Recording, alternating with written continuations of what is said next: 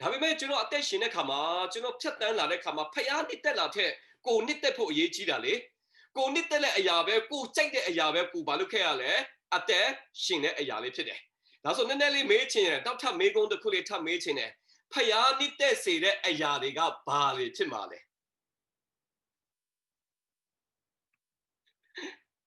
ဲဘာဖြစ်မှာလဲဖျားနှစ်သက်စေတဲ့အရာတွေကတေချာတဲ့အရာကကျွန်တော်တို့မနစ်သက်တဲ့အရာမှန်တဲ့ဖျားနစ်သက်ပါလိမ့်မယ်ဖျားနစ်သက်တဲ့အရာကကျွန်တော်တို့မနစ်သက်တဲ့အရာလေးပါဖြစ်နေလဲဖြစ်ကောင်းဖြစ်နိုင်ပါလိမ့်မယ်ဒါတော့ဒီမှာရှိတဲ့ညီကိုမောင်မလေးအသိတော်မှာရှိတဲ့ကျွန်တော်မှုတော်ဆောင်နေအရောက်စီတိုင်းကိုကျွန်တော်အားပေးခြင်းနဲ့ဒီနေ့နှုတ်ကပတ်တော်ကကျွန်တော်တို့အရောက်စီတိုင်းကိုစကားပြောနေပါတယ်ဖျားကိုနစ်သက်တဲ့အရာထက်ကိုစိတ်ကြိုက်အသက်ရှင်တဲ့အရာထက်ဖျားနစ်သက်စေတဲ့အရာတွေကဘာတွေဖြစ်မှာလဲတေချာပြန်စဉ်းစားတဲ့အခါမှာလူရဲ့သဘောတဘွားတွေကိုကြိုက်တဲ့အရာမှန်တမျှဖျားမကြိုက်ဘူးဖျားကြိုက်တဲ့အရာမှန်တမျှလည်းကိုမကြိုက်ဘူးဒါပြဿနာပဲဒါတော့ဒီအရာတွေကိုခဏလေးခြံထားပါဖျားကြိုက်တယ်ကိုကြိုက်တယ်ဆိုတဲ့အရာတွေတွားပြီးတော့အပေးယူမလုပ်တော့ပါနဲ့ကဲအခုချိန်မှစပြီးတော့ကဲဒီတိမ်တန်းမှာဖျားသခင်ကကျွန်တော်တို့ကိုစကားပြောစေတဲ့အရာကကိုနှစ်သက်စေတဲ့အရာကိုလှုပ်စေခြင်းတဲ့အရာကိုရဲ့သဘောကျတဲ့အရာကိုခဏလေးခြံထားပြီးတော့ဖျားနှစ်သက်စေတဲ့အရာတွေကဘာတွေဖြစ်မှာလဲဆိုတဲ့အရာလေးပေါ့နော်။ဒီနေ့တစ်ချက်ကျမ်းပိုက်လေးတစ်ချက်ကိုကျွန်တော်အတူတူကြည့်အောင်။အဲ့ဖက်ကန်းကြီး9အငယ်10ကိုကျွန်တော် slide မှာပါတယ်။လိုက်ဆိုစိတ်ထဲမှာပဲလိုက်ဆိုလို့ရတယ်ပေါ့နော်။ဒီဖက်အတန်နဲ့ကျွန်တော် sorry ကျွန်တော်ပိတ်ထားပေးတယ်။ကျွန်တော်အတန်တစ်ခုပဲကြားပါလိမ့်မယ်။ so အထက်ကာလနဲ့သင်တို့ဒီမောင်မိုက်အတိဖြစ်ကြ၏ယခုမူကားတခင်ဖျား၌အလင်းဖြစ်ကြ၏တို့ဖြစ်၍အလင်းသားကဲ့သို့ကျင့်နေကြလောအလင်းဤအကျိုးဟုမူကားအလုံးစုံသောကောင်းမွန်ခြင်းဖြောင့်မတ်ခြင်းတိစာစောင့်ခြင်းဖြစ်သည်တချိန်တုန်းကကျွန်တော်ရဲ့အသက်တာကအမောင်ထဲမှာရှိတယ်တဲ့ဒါပေမဲ့အခုချိန်မှာအလင်းနေဖြစ်သွားပြီအလင်းသားဖြစ်သွားပြီသင်ယေရှုခရစ်တော်ကိုယုံကြည်လက်ခံတဲ့နေ့ကစပြီးတော့မိမိအပြစ်အတွက်နောင်တရပြီးတော့ခရစ်တော်ဟာကျွန်တော်အတွက်လက်ဝါးကားထဲမှာအသေးခံပေးတယ်သင်ကြိုခြင်းခံရတယ်၃ရက်မြောက်သောနေ့မှာရှင်ပြန်ထမြောက်သွားတယ်ဆိုတဲ့အရာယုံကြည်လက်ခံတဲ့လူတိုင်းကအမောင်သားလားအလင်းသားဖြစ်သွားပြီလားအလင်းသားဖြစ်သွားပါပြီဟာလေလုယာဒါတော့ဒီမှာရှိတဲ့အသင်းတော်မှာရှိတဲ့လူငယ်တချို့ကျွန်တော်ကြားတယ်ဗတ္တိဇံမင်္ဂလာခံယူမဲ့လူတချို့ရှိတယ်တော်တော်များများရှိတယ်လို့ကျွန်တော်ကြားတယ်တချိန်လုံးကကျွန်တော်အမောင်သားတချိန်လုံးကကျွန်တော်စာနန်သားတချိန်လုံးကကျွန်တော်ဒူးစိတ်ထဲမှာနေတော်သူပါဒါပေမဲ့သင်ခရစ်တော်ကိုလက်ခံတဲ့နေ့ကစပြီးတော့အခုချိန်မှာအလင်းသားဖြစ်သွားပြီအဲ့တော့ဒီမှာရှိတဲ့ညီကိုမောင်မလေးဘေးမှာထိုင်နေတဲ့လူကြည့်လိုက်ပါအလင်းသားလားအမောင်သားလားမလင်းတလင်းမမောင်တမောင်လို့မပြောလိုက်နဲ့နော်ကို့ဘေးမှာထိုင်နေတဲ့ကိုယ့်ရဲ့ညီကိုမောင်မလေးကို့ဘေးမှာထိုင်တော့သူတွေနှုတ်ဆက်လိုက်ပါအလင်းသားနဲ့တွေ့ရတော့ဝမ်းသာတယ်အလင်းသားနဲ့အတူတူကစံစာတင်တဲ့တက်ရလာဝမ်းသာတယ်ကလေးအလင်းသားနဲ့ဒီအသိန်းတော်မှာစုံပြီးတော့နှုတ်ကတော့တရားစကားအတူတူကလေ့လာရတော့အခွင့်ကိုဖျားသခင်ပြင်ဆင်ပေးတာကျေးဇူးတင်တယ်ဆိုတဲ့အရာလေးပေါ့နော်ဘေးမှာရှိတော်သူတွေကအမောင်သားမဟုတ်ပါဘူးအလင်းသားဖြစ်တယ်ဆိုတဲ့အရာလေးတစ်ချက်လေးကျွန်တော်ပြောချင်တယ်ဒါတော့အလင်းဤအကျိုးဟူမူကားတဲ့အလုံးစုံသောကောင်းမှုခြင်းဖြောင့်မတ်ခြင်းတိစာစောင့်ခြင်းဖြစ်သည်โอเคကျမ်းပိုက်လေးဆက်ဖတ်မယ်ကျွန်တော် highlight လုပ်ထားတဲ့ကျမ်းပိုက်လေးတစ်ပိုက်ရှိတယ်ပေါ့နော်ဒီကျမ်းပိုက်ကိုကျွန်တော်အဓိကပြောပြချင်တာဖြစ်တယ်အေဖက်ခန်းကြီး9အငယ်30အေဖက်အော်လာစာခန်းကြီး9အငယ်30เนาะစောစောကတော့8နဲ့9ဖြစ်တယ်အခုကအငယ်30ဖြစ်တယ်တခင်ဖျားနှစ်သက်တော်မူသောအရာဒီ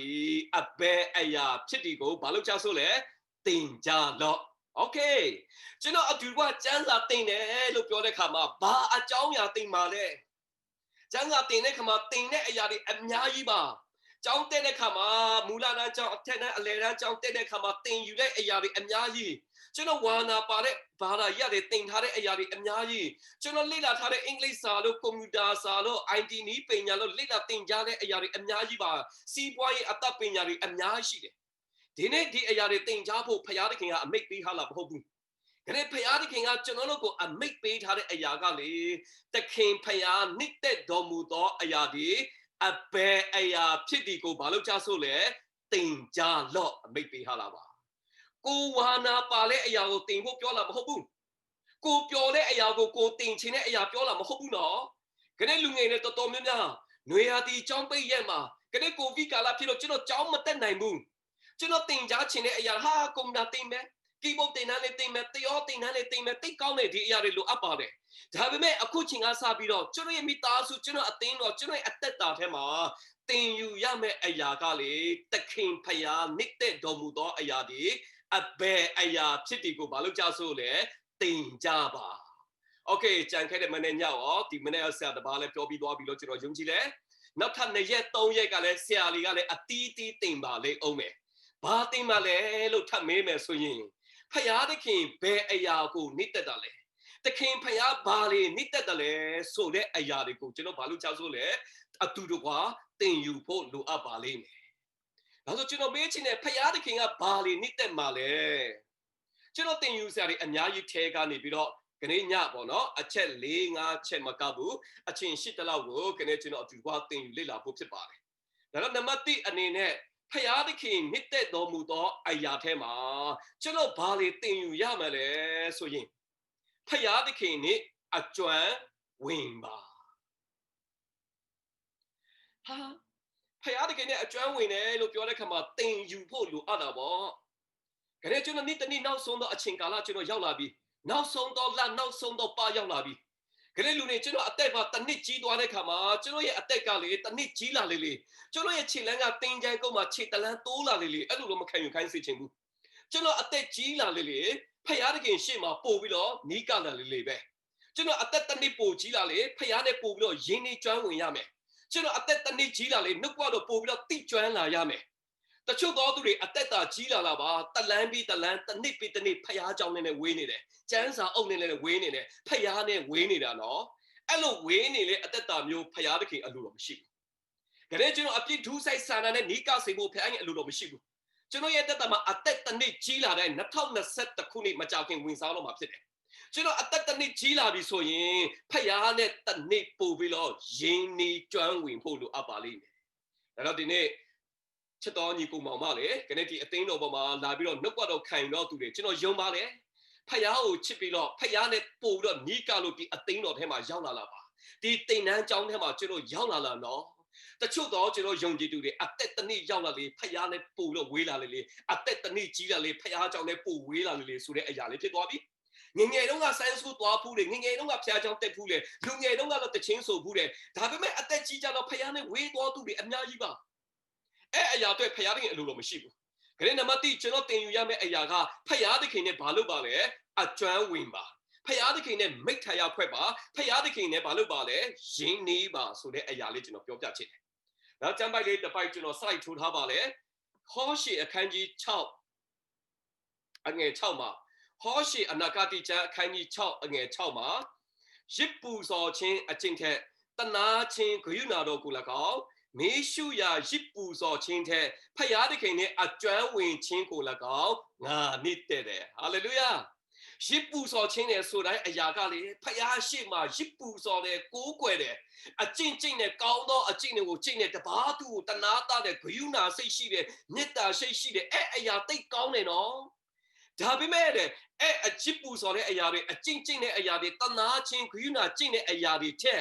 တာရိနှစ်တဲ့အရာတစ်ခုရှိတယ်လို့ဘုရားသခင်ကပြောထားတယ်အဲ့လိုပြောလိုက်လို့ရစ်မပူဇော်ရဘူးကောင်းသောအကျင့်တွေမကျင့်ရတော့ဘူးလို့ကျွန်တော်မဆိုလိုဘူးမေရှုရရစ်ပူဇော်ခြင်းထက်ရစ်ပူဇော်ခြင်းအကျင့်ထက်ဘာအကျင့်ကိုဘုရားသခင်ကပိုနှစ်တဲ့တယ်ဖျားသခင်နဲ့ဘာလို့ပါလဲအကျွမ်းဝင်ခြင်းကို၎င်းငါနှစ်တဲ့တယ်လို့ပြောထားလားခဏချစ်တော်ညီကောင်မောင်မလေးကျွန်တော်တို့အရောက်စီတိုင်းဖျားနဲ့ကျွန်တော်ဘာလို့ဖို့လာလဲအကျွမ်းဝင်ပြီးတော့ရင်းနှီးကျွမ်းဝင်ဖို့ဖျားသခင်ကပိုနှစ်သက်ပါတယ်ဒါတော့ဖျားเจ้าမှာဝုပြုကိုးကွယ်နေတဲ့အရာတွေအမှုတော်မြတ်မှာကျွန်တော်ပါဝင်တဲ့အရာတွေအသိတော်မှာကျွန်တော်လှုပ်အားပေးပါဝင်တဲ့အရာတွေဖျားသခင်မကြိုက်တာမဟုတ်ဘူးကြိုက်တယ်ဒီထက်ကြိုက်တဲ့အရာကသူ့နဲ့ဘာလို့ဖို့လဲရင်းနှီးကျွမ်းဝင်စေခြင်းနဲ့ဖျားသခင်ဖြစ်တယ်ဒါတော့ခဏရောက်ရှိလာတဲ့ညီကောင်မောင်မလေးကျွန်တော်သင်ယူရမယ့်အရာနမတိထဲမှာဖျားနဲ့ကျွန်တော်ဘာလို့ပါလဲအကျွမ်းဝင်ပြီးတော့မိထာရဖွဲ့ပါโอเคနောက်ကျမ်းပိုက်လေးတစ်ပိုက်လေးကျွန်တော်ထပ်ကြည့်ရအောင်ဟေရှာယခန်းကြီး1အငယ်7ကျွန်တော် slide မှာရှိတယ်ဟေရှာယခန်းကြီး1အငယ်7မှာထာဝရဘုရားမိန့်တော်မူသည်ကသင်တို့ပူဇော်သောရစ်များကိုငါဒီအဘယ်သို့ဆိုင်သနည်းမင်းရှု၍ပူဇော်သောသိုးကောင်စူဖြောအောင်ကျွေးသောတိရစ္ဆာန်တို့၏စီဥနှင့်ငါဝပြီတိုးနွားနှင့်တိုးတငယ်စိတ်တို့၏အသွေးကိုငါမနစ်တဲ့တော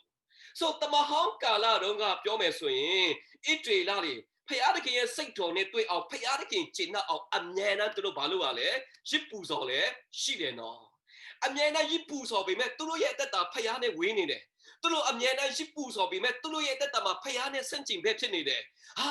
ပဇာကနေတော့ဖယားနှလုံးသားကတော့ဝေးနေတယ်ဆိုတဲ့အရာဖယားသခင်မြင်တဲ့အခါမှာမင်းတို့ရစ်ပူစော်တဲ့အရာတွေငါမနစ်သက်တော့ဘူးဖယားတကယ်လိုချင်တဲ့အရာကရစ်ပူစော်တကားတဲ့ကျွန်တော်တို့ယုံကြည်သူအရောက်စီတိုင်းရဲ့အသက်တာကဖယားနဲ့ပါဖြစ်ဖို့လိုအပ်တယ်ပို့ပြီးတော့ယင်းနေကျွမ်းဝင်ဖို့ဖယားတခင်ကပါဖြစ်ရလဲအလိုတော်ရှိတယ်ဆိုတဲ့အရာလေးပေါ့နော်ဒီနေ့ကျွန်တော်ထပ်ပြီးတော့ပြောပြချင်တယ်โอเคကျွန်တော်နောက်တစ်ချက်လေးကျွန်တော်ကြည့်ရအောင်နံပါတ်1မှာကျွန်တော်ပြောထားတယ်ဖယားတခင်နဲ့ကျွန်တော်ဘာလုပ်ပါလဲအကျွမ်းဝင်ပါโอเคကျမ်းစာထဲမှာဖယားနဲ့ယင်းနေကျွမ်းဝင်တော့သူတွေအများကြီးပဲအဲရင်းနှီးကျွမ်းဝင်တဲ့သူတွေထဲမှာပုဂ္ဂိုလ်နှစ်ယောက်အကြောင်းကိုကျွန်တော်နည်းနည်းလေးတစ်ချက်လေးကျွန်တော်ပြောပြချင်တယ်။ဘာမှတယောက်ကကဘာဦးချမ်းခန်းကြီး9အငယ်27ကဘာဦးချမ်းခန်းကြီး9အငယ်27ကဘာဦးချမ်းခန်းကြီး9အငယ်27မှာဘုရားအကြောင်းနဲ့အေးနောက်ဖြစ်တယ်။ကဘာပေါ်မှာအသက်အရှည်ဆုံးကမတုရှာလာရဲ့အဖေကဘာတူလဲအေးနောက်ဖြစ်တယ်။အေးနောက်ကအသက်65နှစ်ရှိတဲ့ခါမှာတဲ့သားမတုရှာလာကိုမြင်တယ်လို့ကျမ်းစာထဲမှာဘာလို့ ရလဲမှတ်တမ်းတင်ထားပါတယ်။မတုရှာလမွေးတဲ့အချိန်ကစပြီးတော့အေးနောက်ကဖယားနဲ့အတူဘာလို့ ရလဲသွားလာဝါမတုရှာလဖွားမြင်တော့အေးနောက်ဒီဖယားတခင်နဲ့အတူနှစ်ပေါင်းဘယ်လောက်သွားလာလဲ300လုံးသွားလာနော်ခရီးဖယားလူကိုဖန်ဆင်းတဲ့ရွယ်ချက်ကလေဖယားနဲ့အကျွမ်းဝင်ပြီးတော့ဘာလို့ခိုင်းစေချင်ရလဲမိထာယဖွဲ့ခိုင်းစေချင်တယ်တနည်းအားဖြင့်ပြောမယ်ဆိုရင်ကဘာဦးကျမ်းကနေကြည့်ပြီးတော့ဗျာတိကျမ်းတိကျွန်တော်လေ့လာကြည့်လိုက်ဖယားနဲ့လူအတူတကွာသွားလာစေခြင်းနဲ့လူတယောက်ချင်းစီအတိုက်အတန်မှာဖယားနဲ့အတူသွားလာစေခြင်းလို့မိသားစုလိုက်ဖယားနဲ့အတူသွားလာစေခြင်းနဲ့လူမျိုးနွယ်စုအလိုက်မျိုးနွယ်စုအလိုက်ဖယားနဲ့အတူသွားလာစေခြင်းနော်ခနဲ့ကျွန်တော်ချစ်တော်ညီကိုမမခနဲ့ကျွန်တော်အားပေးခြင်းနဲ့ကျွန်တော်မိသားစုထဲမှာကျွန်တော်တယောက်တည်းပဲဖယားနဲ့သွားလာဖို့ဖျားရင်မကြိုက်ဘူးကျွန်တော်မိသားစုတစ်စုလုံးကျွန်တော်ရွှေမျိုးတစ်ခုလုံးကျွန်တော်အသိန်းတော်တစ်ခုလုံးကျွန်တော်လူမျိုးတစ်နွယ်လုံးဖယားနဲ့အတူသွားလာစေခြင်းနဲ့ဖယားတကယ်ဖြစ်တာနော်အဲ့တော့အေးနောက်ကလေအသက်65နှစ်ရှိတဲ့ခါမှာမတုရှာလကိုမြင်ပြီးတော့300လုံးဖယားနဲ့အတူဘာလုပ်ရလဲသွားလာပါကလေးကျွန်တော်ဒီမှာရှိတဲ့ညီကောင်မောင်မလေးခနဲ့ကျွန်တော်အားပေးခြင်းပါတယ်ကျွန်တော်လည်းဖယားနဲ့အတူသွားလာတယ်ဆိုတာကဒီတင်တန်း9ရက်ပဲသွားလာပြောတာမဟုတ်ဘူးတပည့်တော်ဖြစ်တင်တန်း3လပဲသွားလာပြောတာမဟုတ်ဘူးကျမ်းစာကြောင်း3နေ့ပဲတက်တာပြောတာမဟုတ်ဘူးနော်ဟာတနေ့လုံးခရစ်စမတ်အချိန်လေးပဲသွားလာဖို့ပြောနေလားမဟုတ်ဘူးနော်ဟာနှစ်တိကူနေမှာနှစ်တိကူညမှာစိတ်တိလူတိနဲ့အတရက်မှာပဲသွားလာဖို့ပြောတာမဟုတ်ဘူးနော်ခနဲ့ဖယားတခင်နဲ့အတူအချိန်တိုင်းအမြဲတမ်းကျွန်တော်ဘာလို့ဖို့လို့ရလဲသွားလာဖို့လိုအပ်ပါလိမ့်မယ်โอเคနောက်တစ်ယောက်အကြောင်းလေးကျွန်တော်ကြည့်တဲ့အခါမှာအေးနောက်အကြောင်းပဲကျွန်တော်ဆက်ဖတ်မယ်ဖယားနဲ့အတူသွားလာလေအေးနောက်ရဲ့အသက်တာကဟေပြဲအခန်းကြီး7အငယ်9မှာထပ်ပြီးတော့တတိခံရလာရှိတယ်ဟေပြဲအော်လာစာအခန်းကြီး7အငယ်9မှာအေးနောက်ဒီယုံကြည်ခြင်းအဖြစ်တေခြင်းနဲ့လူရဲ့ဘဝပြောင်းရ၏ဖယားသခင်သည်သူ့ကိုဘဝပြောင်းစေတော်မူသောကြောင့်သူသည်နောက်တဖန်မပေါ်မရှိသူသည်ဘဝမပြောင်းမီဖယားသခင်ဤစိတ်တော်နှင့်တွေ့တော်သူဖြစ်သည်ဟုသက်သေခံခြင်းကိုရလေ၏ကျမ်းစာထဲမှာဖယားရဲ့စိတ်တော်နဲ့တွေ့တော်သူတွေလူအ ਨੇ စုပါအေးနောက်လိုအသက်တာမျိုးတွေ့တယ်နော်အေးလိုအသက်တာမျိုးတွေ့ရတယ်ခရက်ဒီမှာစမုရဏအသိန်းတော်ပန်သိန်းအသိန်းတော်မှာရှိနေအသိန်းတို့အသိန်းသားတွေကျွန်တော်မေးချင်တယ်ကျွန်တော်တို့အသိန်းတော်ထဲမှာရောကျွန်တော်ရဲ့မိသားစုထဲမှာရောဖယားသခင်ရဲ့စိတ်တော်နဲ့တွေ့တော်သူဘယ်နှယောက်များရှိမှာလဲ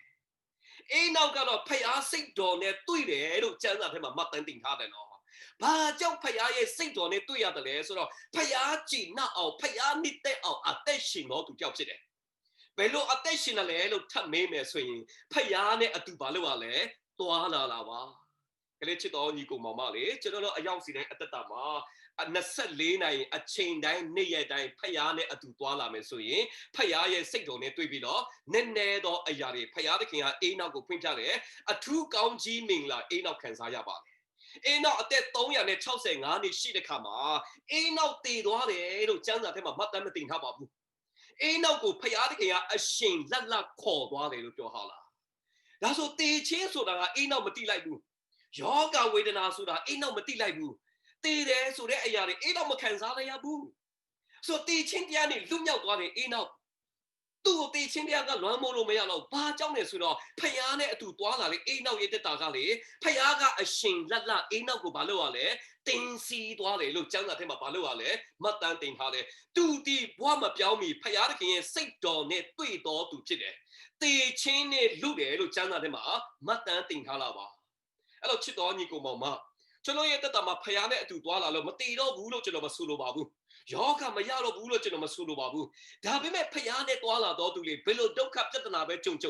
ဘယ်လိုတည်ချင်းတရားပဲကြုံဘယ်လိုအခက်ခဲပြဿနာမျိုးပဲဖြစ်ဖြစ်အဲ့ပြဿနာကသူတို့ကိုလွမ်းမိုးလို့မရဘဲနဲ့အဲ့ပြဿနာအတီးတီးအဲ့ယောဂဝေဒနာအတီးတီးကိုဘာလို့ရလဲကြော်လွန်သွားစေနိုင်တဲ့တကူဖယားသခင်ကထိုသူပေါ်မှာဖြစ်ရလဲတက်ရောက်စေတဲ့အရာလေးဖြစ်တယ်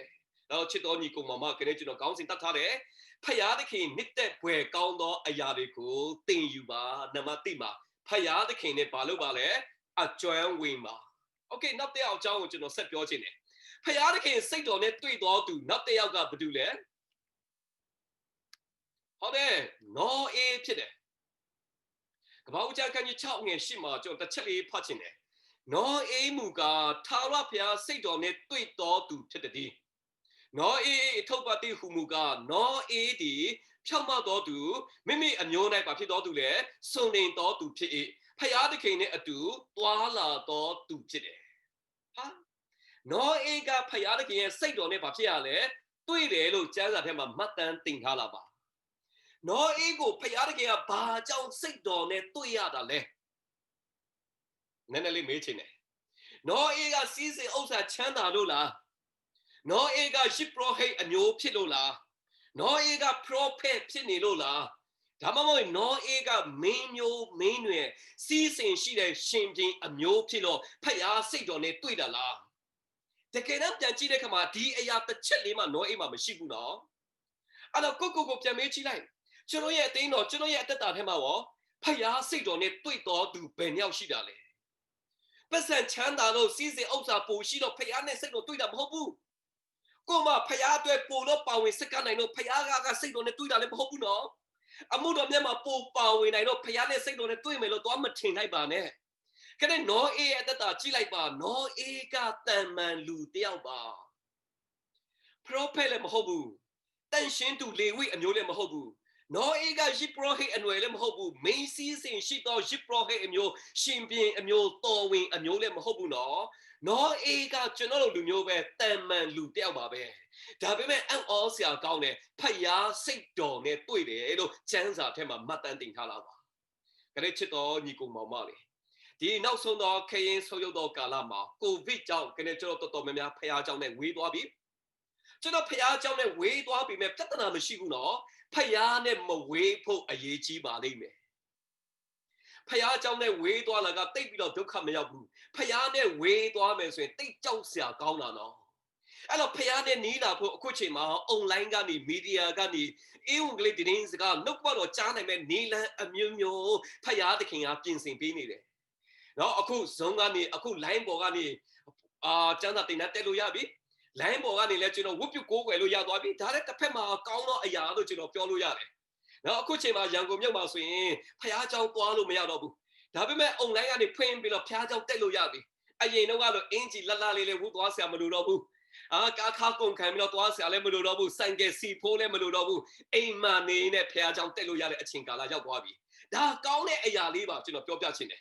ဒါပေမဲ့ဒီမှာပန်သိန်းအသိန်းတော်မှာရှိတော်သူတွေဖယားเจ้าမှာသွားခွင့်ရနေတဲ့ရွေ့ကတော့သွားပါလို့ကျွန်တော်အားပေးချင်တယ်လိုင်းပေါ်မှာတက်တဲ့အရာမျိုးလို့ကျွန်တော်အားမပေးနိုင်ဘူးအကယ်၍တစုံတရာဖယားเจ้าမှာဝုပြုကိုးကွယ်ခွင့်မရတော့ဘူးဆိုရင်တော့လိုင်းပေါ်မှာသွားပြီးတော့ဝုပြုပါဆိုတဲ့အရာလေးကျွန်တော်အားပေးချင်ပါတယ်အဲ့တော့အခုချိန်မှာတော့ကျွန်တော်ပန်သိန်းလာချင်ပေမဲ့ကျွန်တော်လာလို့မရတော့ဘူးဒါပေမဲ့ line ပေါ်မှာရှိတဲ့ဒီမှာရှိတဲ့ကျွန်တော်ညီကိုမမတွေကျွန်တော်အမှုတော်ဆောင်နေကျွန်တော်အတင်းတို့အတင်းသားနဲ့ကျွန်တော်လွတ်လွတ်လပ်လပ်နဲ့ဝုပြုကိုးကွယ်ခွင့်ရလာတယ်ဖယားသခင်ရဲ့ကျေးဇူးတော်ပဲ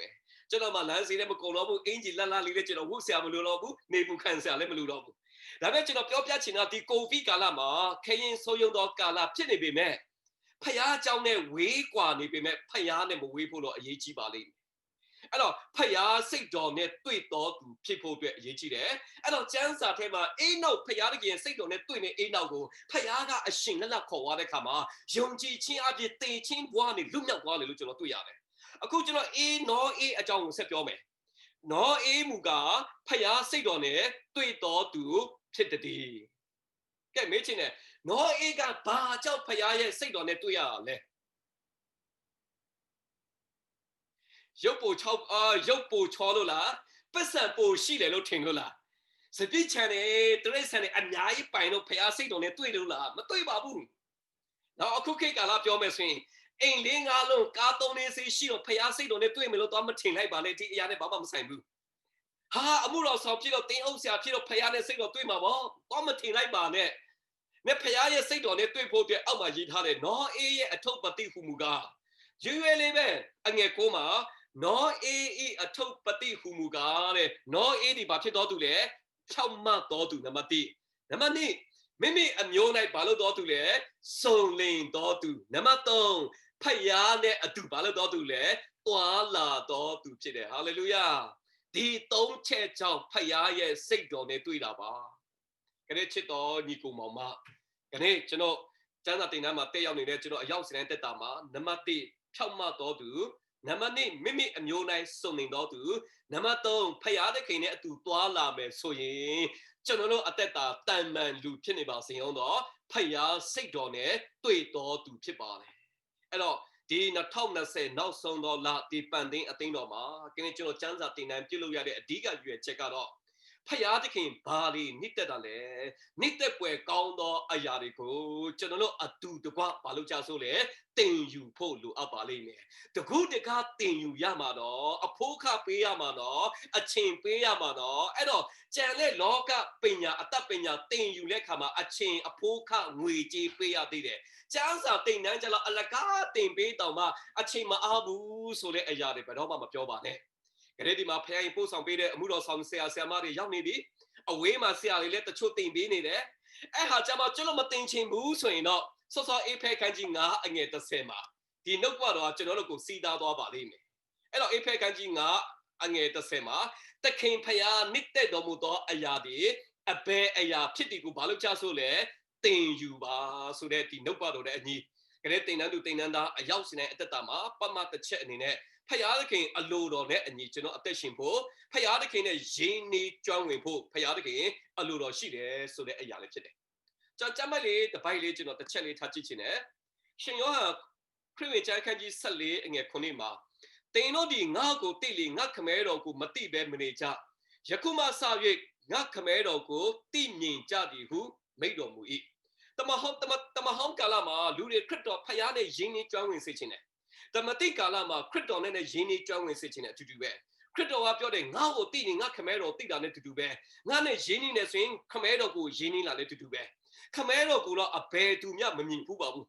ခမဲတော်ဖယားနဲ့မျက်နှာချင်းဆိုင်ဖူးတွေ့တော်သူတယောက်မှမရှိဘူးဒါပေမဲ့ခရစ်တော်နဲ့ယဉ်နေကျွမ်းဝင်တယ်ခရစ်တော်ရဲ့အလစ်လာလာကြံစီကိုသိတယ်ဆိုရင်တဲ့ခမဲတော်ကိုသိတာနဲ့အတူတူပါပဲโอเคဒီကျေးဇူးတော်ကာလမှာခရစ်တော်ကလည်းကျွန်တော်နားမှာမရှိတော့ဘူးကောင်းငင်ဘုံထဲမှာတက်သွားပြီခမဲတော်လက်ရဖက်မှာကျွန်တော်တို့အတွက်ဆွတ်တောင်းပေးနေတယ်ကျွန်တော်နေဆရာအိမ်သွားပြီးတော့ပြင်ဆင်ပေးနေတယ်အိမ်ဆောက်လို့ပြီးသွားတဲ့ခါမှာကျွန်တော်ယုံကြည်သူကိုပြန်လာခေါ်အောင်မှာဖြစ်တယ်အဲ့တော့အခုချိန်မှာခရစ်တော်ပဲမှာလေလို့မေးမယ်ဆိုရင်ခမဲတော်လက်ရဖက်မှာကျွန်တော်အတွက်ဆွတ်တောင်းပေးနေတယ်လို့ကျွန်တော်အတွက်နေဆရာအိမ်ကိုပြင်ဆင်ပေးနေတယ်မကြာခရစ်တော်ဒုကြအကျဉ်ကြွလာတော့မှာဖြစ်တယ်အဲ့တော့ကျွန်တော်တို့ခရစ်တော်နဲ့ယဉ်နီးချင်တယ်ဆိုရင်ကောင်းကင်ဘုံတက်ကြွသွားရမှာလားမဟုတ်ဘူးနော်ခရစ်တော်နဲ့တိကျွမ်းချင်တယ်ဆိုရင်အခုချိန်မှာကျွန်တော်နားမှာတန်ရှင်တော်ဝိညာဉ်တော်ရှိတယ်အသက်ရှင်တဲ့နှုတ်ကပတော်ရှိပါတယ်အဲ့နှုတ်ကပတော်ဖတ်ရှုခြင်းအဖြစ်ဝိညာဉ်တော်နဲ့ယဉ်နီးကျွမ်းဝင်ခြင်းအဖြစ်ခရစ်တော်ကိုယဉ်နီးကျွမ်းဝင်လာတဲ့အတူတူပါပဲခရစ်တော်ကိုယဉ်နီးကျွမ်းဝင်လာတဲ့ခမဲတော်ကိုယဉ်နီးကျွမ်းဝင်လာတဲ့အတူတူပါပဲအဲ့တော့ခရစ်တော်ပြောတယ်သူကိုယ်တိုင်ထာဝရအသက်ပေးတယ်လို့ပြောထားတယ်မင်းတို့ကအသက်ရချင်တယ်ပြောပြီးတော့ငါစီဘာကြောင့်မလာချင်တာလဲဘာကြောင့်ကျမ်းစာကိုစစ်စစ်ကြည့်ရှုရတယ်လဲကျမ်းစာကအသက်ပေးတာမဟုတ်ဘူးနော်ငါကိုယ်၌ပေးတာပါဟိုပြောပြချင်တာခရစ်တော်နဲ့ယဉ်နေကျွမ်းဝင်နေဆိုရင်အသက်ရတယ်ခမဲတော်နဲ့ပို့ပြီးတော့ယဉ်နေကျွမ်းဝင်စေချင်တာပါအဲ့တော့ချစ်တော်ညီကိုမမတို့ကျွန်တော်တို့အရောက်စီတိုင်းအသက်တာထဲမှာတန့်ရှင်တော်ဝိညာဉ်တော်ကကျွန်တော်အနာမှာကျွန်တော်တို့အထဲမှာအမြဲတမ်းကင်းဝနေတဲ့ဝိညာဉ်တော်ဖြစ်တယ် တမဟောင်းကာလလိုဝင်လိုက်ထွက်လိုက်မလုပ်တော့ပါဘူးသင်ခရစ်တော်ကိုလက်ခံတဲ့နေ့ကစပြီးတော့တန့်ရှင်းသောဝိညာဉ်တော်ကျွန်တော်ထဲမှာကင်းမှုပြီးတော့အဲ့ဝိညာဉ်တော်ကဘာလုပ်ပေးရလဲဆိုတော့ခရစ်တော်နဲ့တိကျွမ်းဖို့ခရစ်တော်နဲ့ယဉ်နေဖို့ဝိညာဉ်တော်ကကျွန်တော်အတွင်းလူကိုဘာလုပ်ပေးရလဲပြုပြင်ပြောင်းလဲပေးတယ်ဆိုတဲ့အရာလေးဖြစ်တယ်အဲ့တော့သခင်ဖျားမိသက်ပွဲကောင်းသောအရာထဲမှာနံပါတ်1ဖျားသခင်နဲ့ဘာလုပ်ပါလဲအကျွမ်းဝင်ပြီးတော့မိထာယာဖွဲ့ပါဖျားသခင်နဲ့အကျွမ်းဝင်ပါနံပါတ်2ဒုတိယတစ်ချက်ကျွန်တော်ဆက်ပြီးတော့ဒီကွာကြည့်အောင်စိတ်နှလုံးအတိတ်ဘာလို့ပါလဲပြင်ဆင်ပါโอเคကျွန်တော်တို့စိတ်နှလုံးအတိတ်ပြင်ဆင်ဖို့လိုအပ်ပါလိမ့်မယ်ဆိုအပြင်ပန်းတံရောလို့ကျွန်တော်မေးစရာရှိတယ်အပြင်ပန်းတံကနောက်မှပါလူတယောက်ပြောင်းလဲတယ်ဆိုတာကအပြင်ပန်းတံကနောက်မှလာပါတယ်ဖះเจ้าသွားလာလို့ကျမ်းစာဖတ်လာလို့စွတ်တောင်းလာလို့အေးဝင်လေးလုပ်တယ်ဆိုတာဒုတိယခြေလှမ်းဖြစ်တယ်ပမခြေလှမ်းကအတွင်းနှလုံးသားအရင်ဆုံးပြောင်းလဲဖို့လိုအပ်ပါလိမ့်မယ်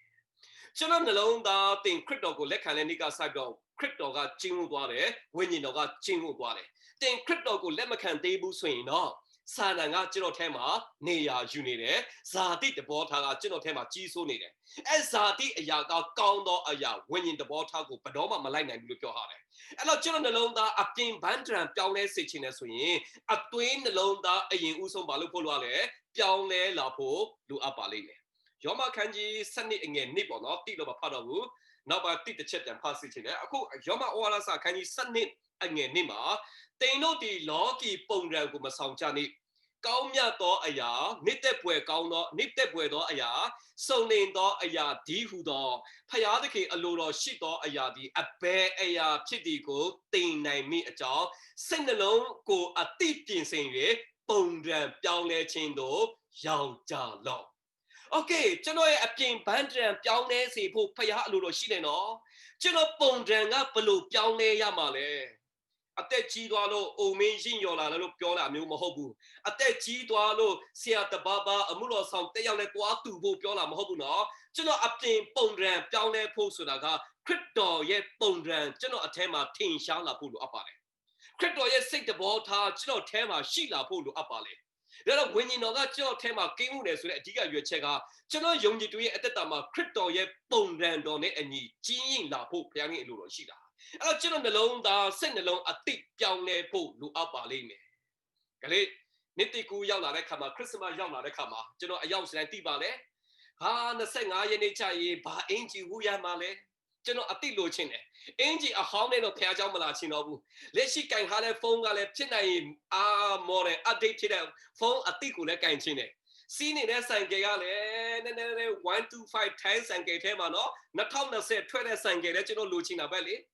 လူရဲ့သဘောကအတိဆိုတဲ့အရာတွေကျွန်တော်မျှော်လင့်တယ်ဖခင်တခင်လိုချင်တဲ့အရာကဒီတိုင်းပဲစိတ်နှလုံးအတိလို့ပြောထားတယ်စိတ်နှလုံးအတိကဘယ်သူပဲပေးရလဲဆိုတော့ခရစ်တော်ကပဲပေးတာပါလူစ조사လို့မရဘူးစာနာကပေးလို့မရဘူးလူလောက်ယူလို့မရဘူးကျွန်တော်နှလုံးသားထဲမှာခရစ်တော်ကိုအုပ်ချုပ်ခွင့်ပြီးတော့ဝိညာဉ်တော်ရဲ့အုပ်ချုပ်ခွင့်ပေးလာမယ်ဆိုရင်နှလုံးသားကအတိဖြစ်လာဖို့ဖခင်တခင်အလိုတော်ရှိတယ်အဲ့တော့ကျွန်တော်ရဲ့အတ္တဟောင်းအပြစ်ကိုကြိုက်တတ်စေတဲ့အရာတွေကိုယ့်ရဲ့ဇာတိတဘောထားတွေကိုဖယ်ရှားဖို့ကနေကျွန်တော်အားပေးခြင်းပါဒါတော့ဒီနေ့ကျွန်တော်ခေါင်းစဉ်တတ်ထားတဲ့ကျွန်တော်မှတ်မိပါလိမ့်မယ်ဖယားသခင်နှစ်သက်ပွဲကောင်းသောအရာတွေကကိုကောင်းသောအရာတွေကိုဘာလို့ပါလဲတင်ယူပါကနေချစ်တော်ညီကိုမောင်မဒီတင်တန်းပြီးသွားတဲ့ခါမှာကိုနှစ်သက်တဲ့အရာမှန်တည်းခြံထားပြီးတော့ဖယားသခင်နှစ်သက်တဲ့အရာကိုပဲတင်ယူဖို့ကနေကျွန်တော်အားပေးခြင်းပါလေဖယားသခင်နှစ်သက်ပွဲကောင်းသောအရာတင်ယူဖို့အမိတ်ပေးထားပါလေနံပါတ်1ဖယားသခင်နဲ့အကျွမ်းဝင်ပါနံပါတ်2စိတ်နှလုံးအတိတ်ဘာလို့ပေးပါလဲပြင်ဆင်ပါโอเคကျမ်းပိုက်လေးတစ်ပိုက်လေးကျွန်တော်ဖတ်ရအောင်ပါနော်ဟေဘရဲခန်းကြီး8အငယ်30မှာနောင်ကာလအခါဣတေလအမျိုး၌ငါပေးသောဗရညင်တရားဟုမူကားငါထာဝရဘုရားသည်ငါပညာတော်တို့ကိုသူတို့စိတ်ထဲသို့သွင်းမိသူတို့နှလုံးပေါ်မှာရေးထားမိငါသည်သူတို့၏ဘုရားဖြစ်မိသူတို့သည်လည်းငါ၏လူဖြစ်ကြလိမ့်မည်ဒါတော့ဟေဘရဲကျမ်းစာထဲမှာတမဟောင်းအနာဂတ်ကျမ်းမှာလည်းဖော်ပြထားတဲ့ကျမ်းပိုက်ရှိတယ်နောင်ကာလမှာတဲ့ဘုရားသခင်ကကျွန်တော်တို့စိတ်နှလုံးထဲပညာတရားတွေကိုတဲ့တချိန်တော့ကပညာတရားဖျားရဲ့စကားကိုကြောက်ပြားပေါ်မှာအပြင်ပေါ်မှာစာရွက်ပေါ်မှာပေရွက်ပေါ်မှာပဲရေးထားတာပါ ဒါပေမဲ့နောက်တစ်ချိန်ကျရင်ဖခင်ရဲ့စကားကိုပညာတော်10ပါးဆိုတဲ့ကြောက်ကြားပေါ်မှာလည်းမရေးတော့ဘူးစာရွက်ပေါ်မှာလည်းမရေးတော့ဘူးတဲ့ကျွန်တော်တို့စိတ်နှလုံးထဲမှာဘာလို့ပေးမှာလဲရေးသွင်းပေးလိုက်မယ်အဲ့လိုဆိုရင်တဲ့ထိုသူဟာငါဤလူဖြစ်မယ်ငါတည်လဲသူတို့ရဲ့ဖခင်ဖြစ်မယ်လို့ပြောထားလာပါဒါဆိုကျွန်တော်မေးချင်တယ်ဖခင်လူနဲ့ဖခင်လူမဟုတ်တဲ့ခြားနာတဲ့အရာတစ်ခုပဲရှိတယ်ဖခင်ရဲ့လူထဲမှာဖခင်စကားသွင်းပေးထားတာနော်ဖခင်ရဲ့လူမဟုတ်တဲ့ထဲမှာဖခင်စကားမရှိဘူးဒါငါရဲ့လူလို့လည်းဖျားပြောမှာမဟုတ်ဘူးနော်အဲ့တော့စိတ်နှလုံးအတိရှိတော်သူတွေဗရင်ရင်တရားတိကျွန်တော်ထဲမှာကင်းဟုတ်တော်သူတွေယေရှုခရစ်တော်ကျွန်တော်ထဲမှာလက်ခံတော်သူတွေအားလုံးဖျားရဲ့လူတွေပါအမှတ်သားလုပ်ထားလာပါထပ်ပြောမယ်ဆိုရင်တန်ရှင်းတော်ဝိညာဉ်တော်ကျင်းဝချင်းခံရတော်သူဝိညာဉ်တော်တစိတ်ခချင်းခံရတော်သူတွေကဖျားသားပါဝိညာဉ်တော်တစိတ်ခချင်းမခံရတော်သူတွေကတော့စာရန်တာလောကီတာလို့ခေါ်ပါလေလူနှစ်စားပဲရှိပါလေအဲ့တော့ကျွန်တော်နှလုံးသားထဲမှာဖခင်ရဲ့စကားခရစ်တော်ရဲ့တရားစကားခရစ်တော်ရဲ့အသက်တာဝိညာဉ်တော်ကျွန်တော်ထဲမှာမရှိသေးဘူးဆိုရင်သင်ဟာလူဟောင်းပဲရှိသေးတယ်ဇာတိဖြစ်တယ်အပြစ်သားဖြစ်ပါလေအဲ့လိုဆိုရင်သင်တနေ့အပင်ငယ်ပဲသွားရပါလိမ့်မယ်ကြည့်ဖခင်သခင်ကကျွန်တော်တို့ကြည့်တဲ့အခါမှာအပြင်ဘန်းတန်ကိုမကြည့်ပါဘူးအတွင်းနှလုံးသားမှာဖခင်ရဲ့ပညာတော်တွေအတွင်းနှလုံးသားထဲမှာတန်ရှင်းသောဝိညာဉ်တော်ရဲ့တစိတ်ခချင်းခံရတဲ့ဖခင်သားသမီးတွေကပဲဖခင်နဲ့ဆိုင်တာပါအဲ့တော့ဒီနေ့ဖျားเจ้าမှာရောက်လာလဲကျွန်တော်ယုံကြည်သူအယောက်စီနိုင်ကျွန်တော်ထဲမှာတန်ရှင်းသောဝိညာဉ်တော်ကင်းဥပါတယ်ဝိညာဉ်တော်တစိတ်ခချင်းရှိပါတယ်ဆိုလဲလူလက်ထောင်ကြည့်ပါဦးအဲ့လိုလူတွေကပဲဖခင်သားပါဝိညာဉ်တော်ရဲ့တစိတ်ခချင်းမရှိတော်သူတွေအသိတော်ထဲမှာဘလို့ပဲစိတ်ရင်းပဲဝင်ပါအသိတော်ထဲမှာဘလောက်ပဲကျွန်တော်အလူငွေပေးပါဖခင်တခင်ရှိမှဖခင်သားမဟုတ်ဘူးနော်ဖခင်သားမဟုတ်တဲ့လူမှန်သမျှအပယ်ငရဲကိုတွားရမှာဖြစ်တယ်အဲ့တော့အခုချိန်မှာမိမိကိုယ်ဆန်းစစ်ပါကိုတကယ်ပဲဖျားသားလားကိုထဲမှာဝိညာဉ်တော်တကယ်ပဲကျင်းဦးတာလားကိုခရစ်တော်ပေးလိုက်တဲ့နှလုံးသားအတိတကယ်ပဲရှိနေပြီလားအဲ့လိုဆိုရင်ငါဒီသူတို့ဤဖျားဖြစ်မည်သူတို့ဒီလဲငါဤလူဖြစ်ကြလိမ့်မည်တဖတ်မယ်ဟေပြဲခန်းကြီးရှိငယ်30မှာနောင်ကာလအခါဣဒေလအမျိုးသားတို့၌ငါပေးသောဗြိဉ္ဉ်တရားဟုမူကားငါထာဝရဘုရားသည်ငါပညာတော်တို့ကိုသူတို့စိတ်ဝိညာဉ်ထဲသို့သွင်းမည်သူတို့နှလုံးပေါ်မှာဘာလို့မှလဲရေးထားမည်ငါဒီသူတို့ဤဖျားဖြစ်မည်သူတို့ဒီလဲငါဤလူဖြစ်ကြလိမ့်မည်လောကမှာလူနဲ့စားပဲရှိတယ်ဖျားလူနဲ့လောကလူပဲဆိုတဲ့အရာဖြစ်နိုင်တယ်စာနာလူနဲ့ဖျားသားဒါပဲဖြစ်နိုင်ပါလေအဲ့တော့တင်ပဲအထဲမှာပါလာလေဒါသိပြီးတော့အရေးကြီးပါတယ်โอเคနောက်ကျမ်းပိုက်လေးတစ်ပိုက်ကျွန်တော်အတူကကြည့်အောင်နိကောရိတုဩရာစာဒုတိယစာဆောင်ခန်းကြီး3အငယ်2ကနေ3ကောရိတုဒုတိယဩရာစာဆောင်ခန်းကြီး3အငယ်2ကနေ3sorry ပါနော်ကျွန်တော်အင်္ဂလိပ်လိုရေးထားတယ်ကျွန်တော်မြန်မာလိုပြန်ဖတ်ပြပေးနေတာပါကျမ်းညုံကိုကျွန်တော်မြန်မာလိုပြောနေတယ်နိကောခန်းကြီး3အငယ်2ကနေပြီးတော့3ဖြစ်ပါတယ်သင်တို့ဒီငါတို့စိတ်နှလုံးပေါ်၌ရေးထားသောစာလူအပေါင်းတို့တည်၍ဖတ်တတ်သောငါတို့စာပင်ဖြစ်ကြသည်အဘယ်တို့နည်းဟုမူကားတင်တို့သည်မေနှင့်ရေးထားသောစာမဟုတ်အသက်ရှင်တော်မူသောဖျားသခင်၏ဝိညာဉ်တော်နှင့်ရေး၍၎င်းကြောက်ပြားပေါ်၌မရေးဘဲအသားနှင့်ပြည့်စုံသောနှလုံးပြားပေါ်၌ရေး၍၎င်းငါတို့ပြုစုသောခရစ်တော်၏စာထင်ရှားစွာဖြစ်ကြ၏တင်တို့သည်ငါတို့စိတ်နှလုံးပေါ်မှာရေးထားသောဘာဖြစ်ရလဲစာလူအပေါင်းတို့သိ၍ဖတ်တတ်တဲ့ဘာဖြစ်ရလဲစာပါဖျားသခင်နှစ်သက်ပွဲကောင်းသောအရာတင်ယူတဲ့ထက်မှာကျွန်တော်နှလုံးသားအတိတင်ဆင်ရပါတယ်ဘယ်လိုနှလုံးသားမျိုးလဲခရစ်တော်ကျင်းဦးတဲ့နှလုံးသားခရစ်တော်ရဲ့တရားစကားအထက်မှာရေးထားတဲ့နှလုံးသားကျွန်တော်ရဲ့နှလုံးသားကလူတိုင်းဖတ်နိုင်တဲ့စာလို့ပြောထားတာပါကျွန်တော်ရဲ့အသက်တာကိုလူတွေချစ်ပြီးတော့အသက်ရှင်တဲ့ဖခင်ကိုသိလာဖို့ကျွန်တော်ရဲ့အသက်တာကိုလူတွေကြည့်ပြီးဖခင်ရဲ့ချစ်ခြင်းမေတ္တာခံစားသွားစေဖို့ကျွန်တော်ရဲ့အသက်တာကိုကြည့်ပြီးတော့ဖခင်ရဲ့ဖြောင့်မခြင်းတန်ရှင်းခြင်းမြင်လာဖို့လူတိုင်းဖတ်နိုင်တဲ့စာလို့ပြောထားတယ်တစ်ချိန်လုံးကတော့ကြောက်ပြားပေါ်မှာရေးတယ်တစ်ချိန်လုံးကမိန်နဲ့ရေးထားတယ်အခုပေါ်မှာကြောက်ပြားပေါ်မှာလည်းမရေးဘူးမိန်နဲ့လည်းမရေးတော့ဘူးဘာနဲ့ရေးထားလဲအသက်ရှင်တော်မူသောဖခင်သခင်ဝိညာဉ်တော်နဲ့ရေးထားတာဆိုကျွန်တော်ထဲမှာခရစ်တော်ကိုလက်ခံတဲ့တိုင်နဲ့ဝိညာဉ်တော်နဲ့ရေးထားတဲ့စာတော့လူတိုင်းဖတ်နိုင်တဲ့စာပါအသားနဲ့ပြည့်စုံသောနှလုံးပြားပေါ်၌ရေးရ၎င်းငါတို့ပြုစုသောဘုရားရဲ့စာလေခရစ်တော်၏စာထင်ရှားစွာဖြစ်တယ်။ Okay ဒီနေ့အသိတော်မှာရောက်လာလဲကျွန်တော်ညီကိုမောင်မတွေကျွန်တော်တို့က ဘယ်ပါတီရဲ့စာမဟုတ်ပါဘူးဘယ်ဂိုင်းကနာရဲ့စာလည်းမဟုတ်ပါဘူးကျွန်တော်တို့အရောက်စီတိုင်းကခရစ်တော်ရဲ့စာပါ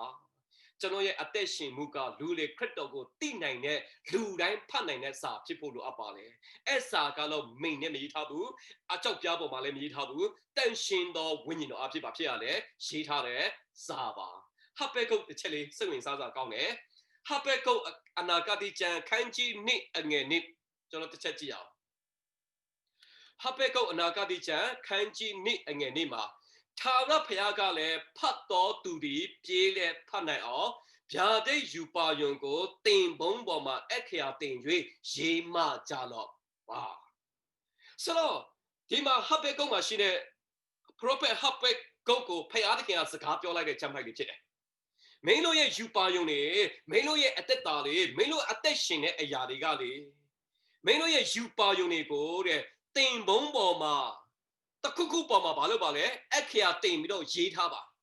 ဇာလုံးတသေးလေးနဲ့ရေးထားတာပြောနေတာမဟုတ်ဘူးနော်ကိုယ့်ရဲ့ယူပါယုံနဲ့ဖရားရဲ့စကားကိုယ့်ရဲ့တက်တာမှာဖရားရဲ့ချစ်ချင်းမြတ်တာလူလေးမြင်လာဖို့အတွက်ဇာလုံးကြီးကြီးနဲ့ရေးထားဖို့ပြောနေတာဘယ်လိုပြောတယ်လဲဆိုတော့ရိုးရိုးလေးတေချာထိုင်ပြီးတော့ဖတ်တဲ့အရာမျိုးပြောတာမဟုတ်ဘူး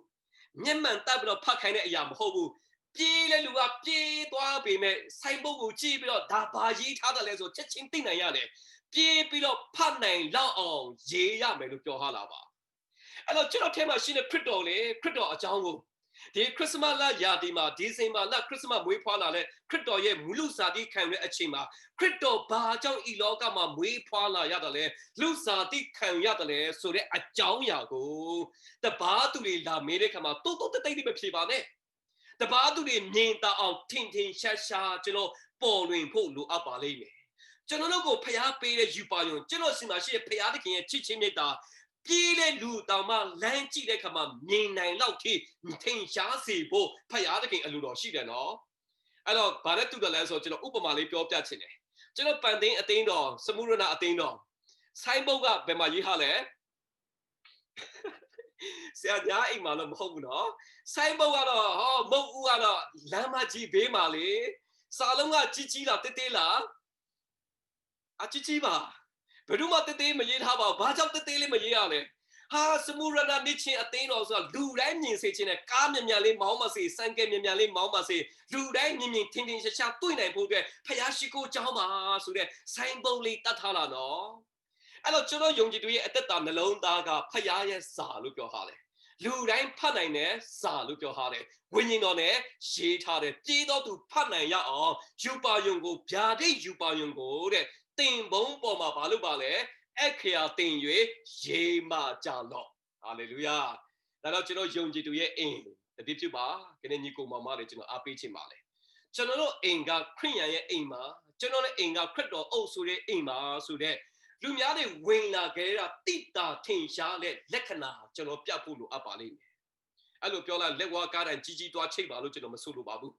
ကျန်းစာအုပ်ကြီးကြီးတွားထောင်ထားပါလို့ကျွန်တော်မဆိုလိုပါဘူးကျွန်တော်အိမ်ထဲဝင်လိုက်တဲ့တပြိုင်တည်းတန့်ရှင်တဲ့အိမ်ထဲဝင်လိုက်တဲ့တပြိုင်တည်းကိုးကွယ်ချင်းလိုက်တာအိမ်ထဲဝင်လိုက်တဲ့တပြိုင်တည်းဖျားကောင်းများခြင်းအကြောင်းပြောချင်းလိုက်လားအိမ်ထဲဝင်လိုက်တာတပြိုင်တည်းဖျားတကယ်ကဲ့တင်ချင်းခံစားရတယ်ဆိုတဲ့အရာအသက်တာထဲမှာနှလုံးသားထဲမှာဘာလို့ဖို့လို့လဲထင်ရှားစွာပြတ်ဖို့လိုအားပါလိမ့်မယ်ဘယ်နှချက်ရှိသွားပြီလဲနှစ်ချက်ရှိသွားပါပြီโอเคနံပါတ်3တခင်ဖျားနှစ်သက်တော်မူသောအရာဖျားတခင်နှစ်သက်ပွဲကောင်းသောအရာကိုတင်ယူပါလို့ပြောတဲ့အခါမှာနံပါတ်1ဖျားတခင်နဲ့အကျွမ်းဝင်ပါနံပါတ်2စိတ်နှလုံးအသေးပြင်ဆင်ပါနံပါတ်3နှုတ်ခမ်းအသေးဒီဟူသောချီးမွမ်းခြင်းရစ်ကိုဘာလို့ပါလဲပူဇော်ပါကျွန်တော်ဘာကြောင့်ဒီတစ်ချက်ထည့်ထားတယ်လဲဆိုတော့ယုံကြည်သူရဲ့အသက်တာမှာတိတ်အရေးကြီးပါတယ်နှုတ်ခမ်းအသေးဒီဟူသောချီးမွမ်းခြင်းရစ်ကိုဘာလို့ကြားဆိုလဲပူဇော်ဖို့ဖြစ်တယ်။ကျမ်းပိုက်လေးတစ်ပိုက်ဖတ်မယ်နော်။ဟေဘရဲအခန်းကြီး73အငယ်15နေ16ဟေဘရဲအခန်းကြီး73အငယ်15ကနေ16ထို့ကြောင့်ငါတို့သည်ဖျားသခင်၏ကျေးဇူးတော်ကိုဝန်ခံလျက်နှုတ်ခမ်းအတီးဒီဟုသောချီးမွမ်းခြင်းရစ်ကိုသခင်ယေရှုခရစ်အားဖြင့်ဖျားသခင်ရှေ့တော်၌အစဉ်ပူဇော်ကြကုန်အံ့ကျေးဇူးပြုခြင်းဥစ္စာဝေမျှခြင်းအမှုတို့ကိုမမေ့လျော့ကြနှင့် ထို့သောရစ်ကိုဖယားသခင်ဒီအာရနှစ်သက်တော်မူတယ်ဖယားသခင်အာရနှစ်သက်စေတဲ့ရစ်ကဘာရစ်လဲဖယားသခင်နှစ်သက်ဖယားသခင်အာရနှစ်သက်စေတဲ့ရစ်ကဘာရစ်လဲနှုတ်ခမ်းအတီးဒီဟုသောချီးမွမ်းခြင်းရစ်လို့ကျမ်းစာထဲမှာပြောထားလာပါဆိုတော့ဖယားသခင်ပြုခဲ့တဲ့ကျေးဇူးတွေကိုကျွန်တော်ပါဇက်ထဲကနေဘာလို့ရလဲချီးမွမ်းခြင်းရစ်ကိုပူဇော်ဖို့ဖြစ်တယ်ကိုတော်ကျေးဇူးတင်လိုက်တာကိုဗစ်ကာလမှာကျွန်တော်ကြမ်းကြမ်းမာမာနဲ့ဖြတ်တန်းခွင့်ရလာကျေးဇူးတော်ပဲနော်ခဲရဲဆိုးရုံတဲ့ကာလမှာစံစာတင်တန်းလွတ်လွတ်လပ်လပ်တက်ခွင့်ရလာကျေးဇူးတော်ပဲနော်ကြည့်အပြစ်သားဖြစ်တဲ့ကျွန်တော်တို့ဖခင်ရဲ့အမျက်တော်ကျင့်ချင်းခံရတော့အပယ်ငဲမှာတွားရမယ်ကျွန်တော်တို့ယေရှုခရစ်တော်ရဲ့ကျေးဇူးတော်ကြောင့်ယုံကြည်တော်အပြစ်ကယ်တင်ခြင်းရလာတဲ့ကျေးဇူးတော်ပဲနော်ကဲတဲ့ကျွန်တော်ယုံကြည်သူရဲ့အသက်တာထဲမှာလည်းပါဇက်ကနေကိုယ်တိုင်ကိုကြချီးမွမ်းခြင်းရစ်ကိုပူဇော်ဖို့လိုအပ်ပါလိမ့်မယ်နေ့တီကူရောက်လာပြီဆိုရင်ကျွန်တော်ယုံကြည်သူအိမ်တွေတော်တော်များများကချီးမွမ်းပွဲတွေခေါ်တယ်ဆရာကြီးလာခဲ့ပါအောင်ဒီနေ့ကျေးဇူးတော်ချီးမွမ်းမယ်ဒီနေ့အိမ်တိတက်ပွဲနေ့တနေ့ကုံဆုံးပြီကျေးဇူးတင်လိုက်တာကောင်းတယ်အဲ့အရာတွေကျွန်တော်လက်ခံတယ်ဒါပေမဲ့ဆရာတွေကထပ်မေးလိုက်တယ်ဘာအတွက်ကျေးဇူးတင်တာလဲဘာဆုတောင်းဆရာရှိတယ်လဲဘာတက်တေခံစားရှိတယ်လဲလို့ထပ်မေးမယ်ဆိုရင်အိမ်ရှင်တွေကတိတ်မဖြစ်ရောဘူး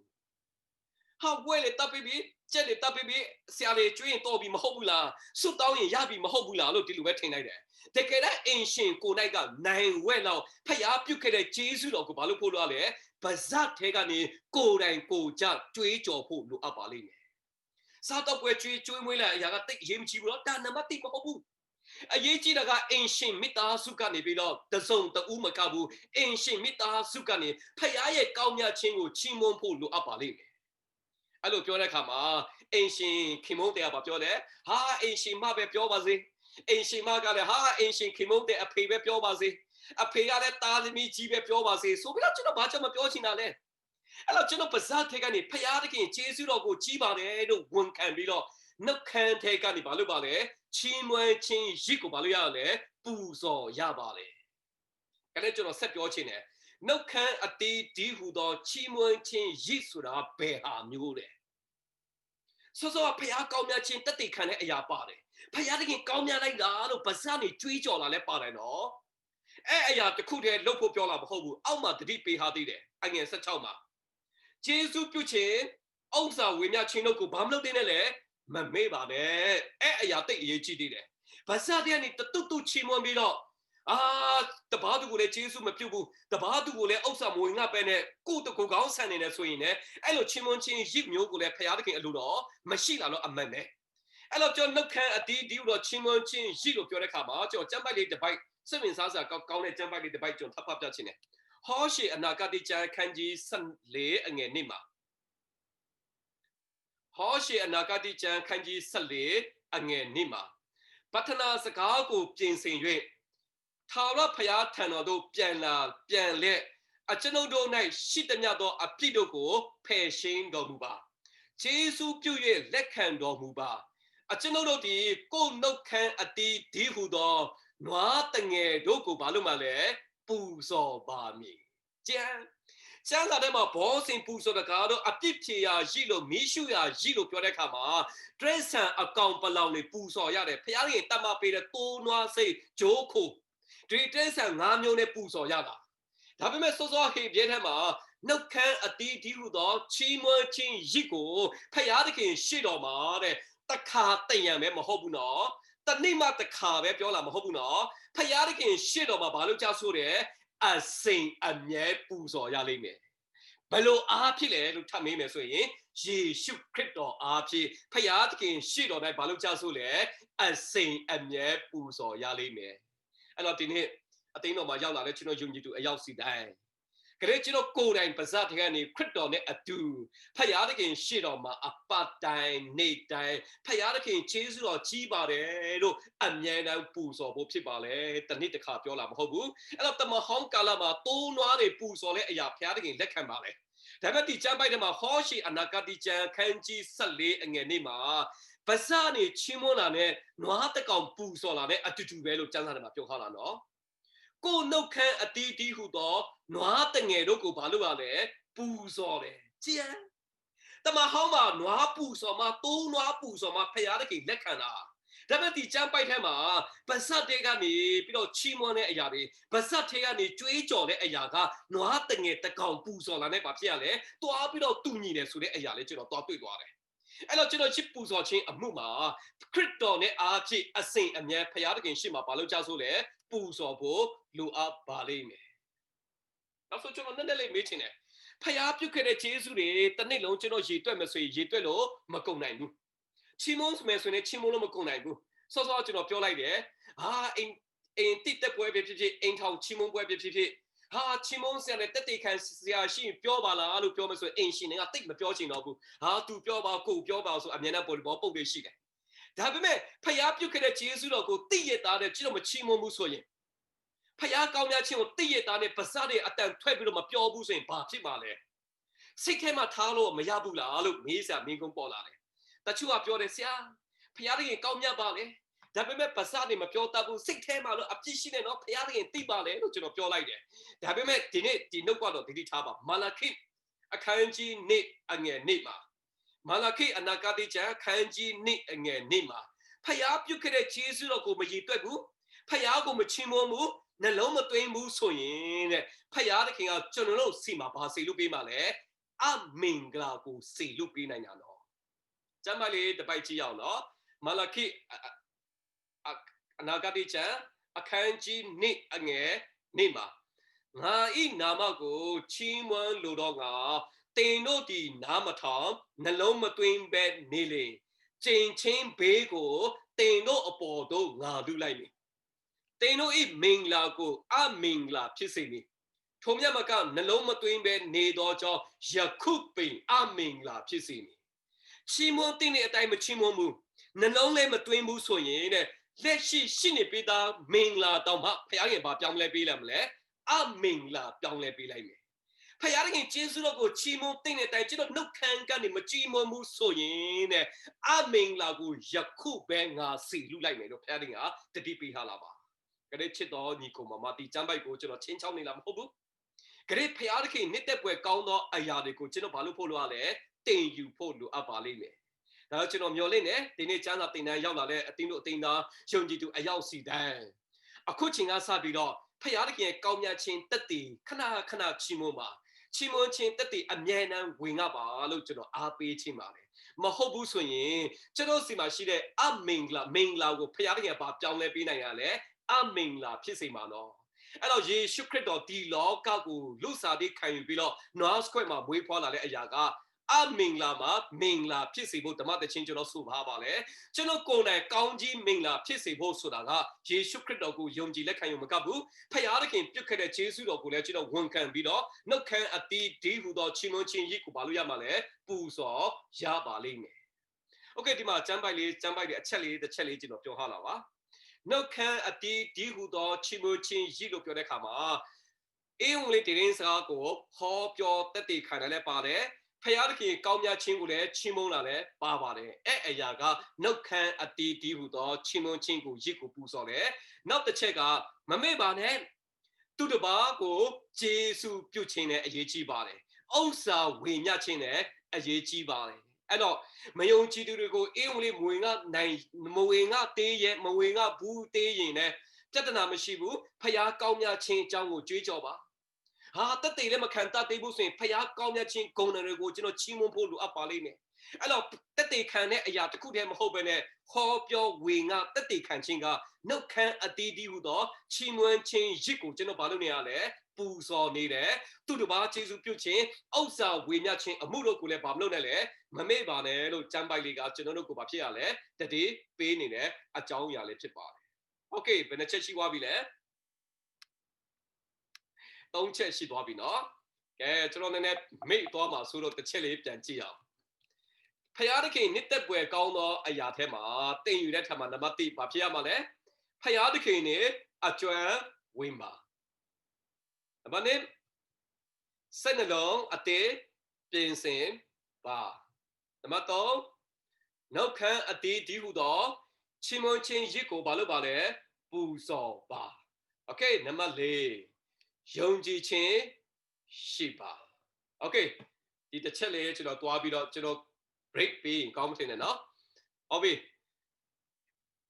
နံပါတ်၄ယုံကြည်ခြင်းရှိပါဆိုတော့ဒီယုံကြည်ခြင်းကကယ်တင်ခြင်းအတွက်ယုံကြည်ခြင်းကတိတ်အရေးကြီးတယ်လို့ခရိယန်ရဲ့အသက်တာမှာအသက်ရှင်တဲ့ခါမှာလဲကျွန်တော်ယုံကြည်ခြင်းမပါဘဲနဲ့အသက်ရှင်လို့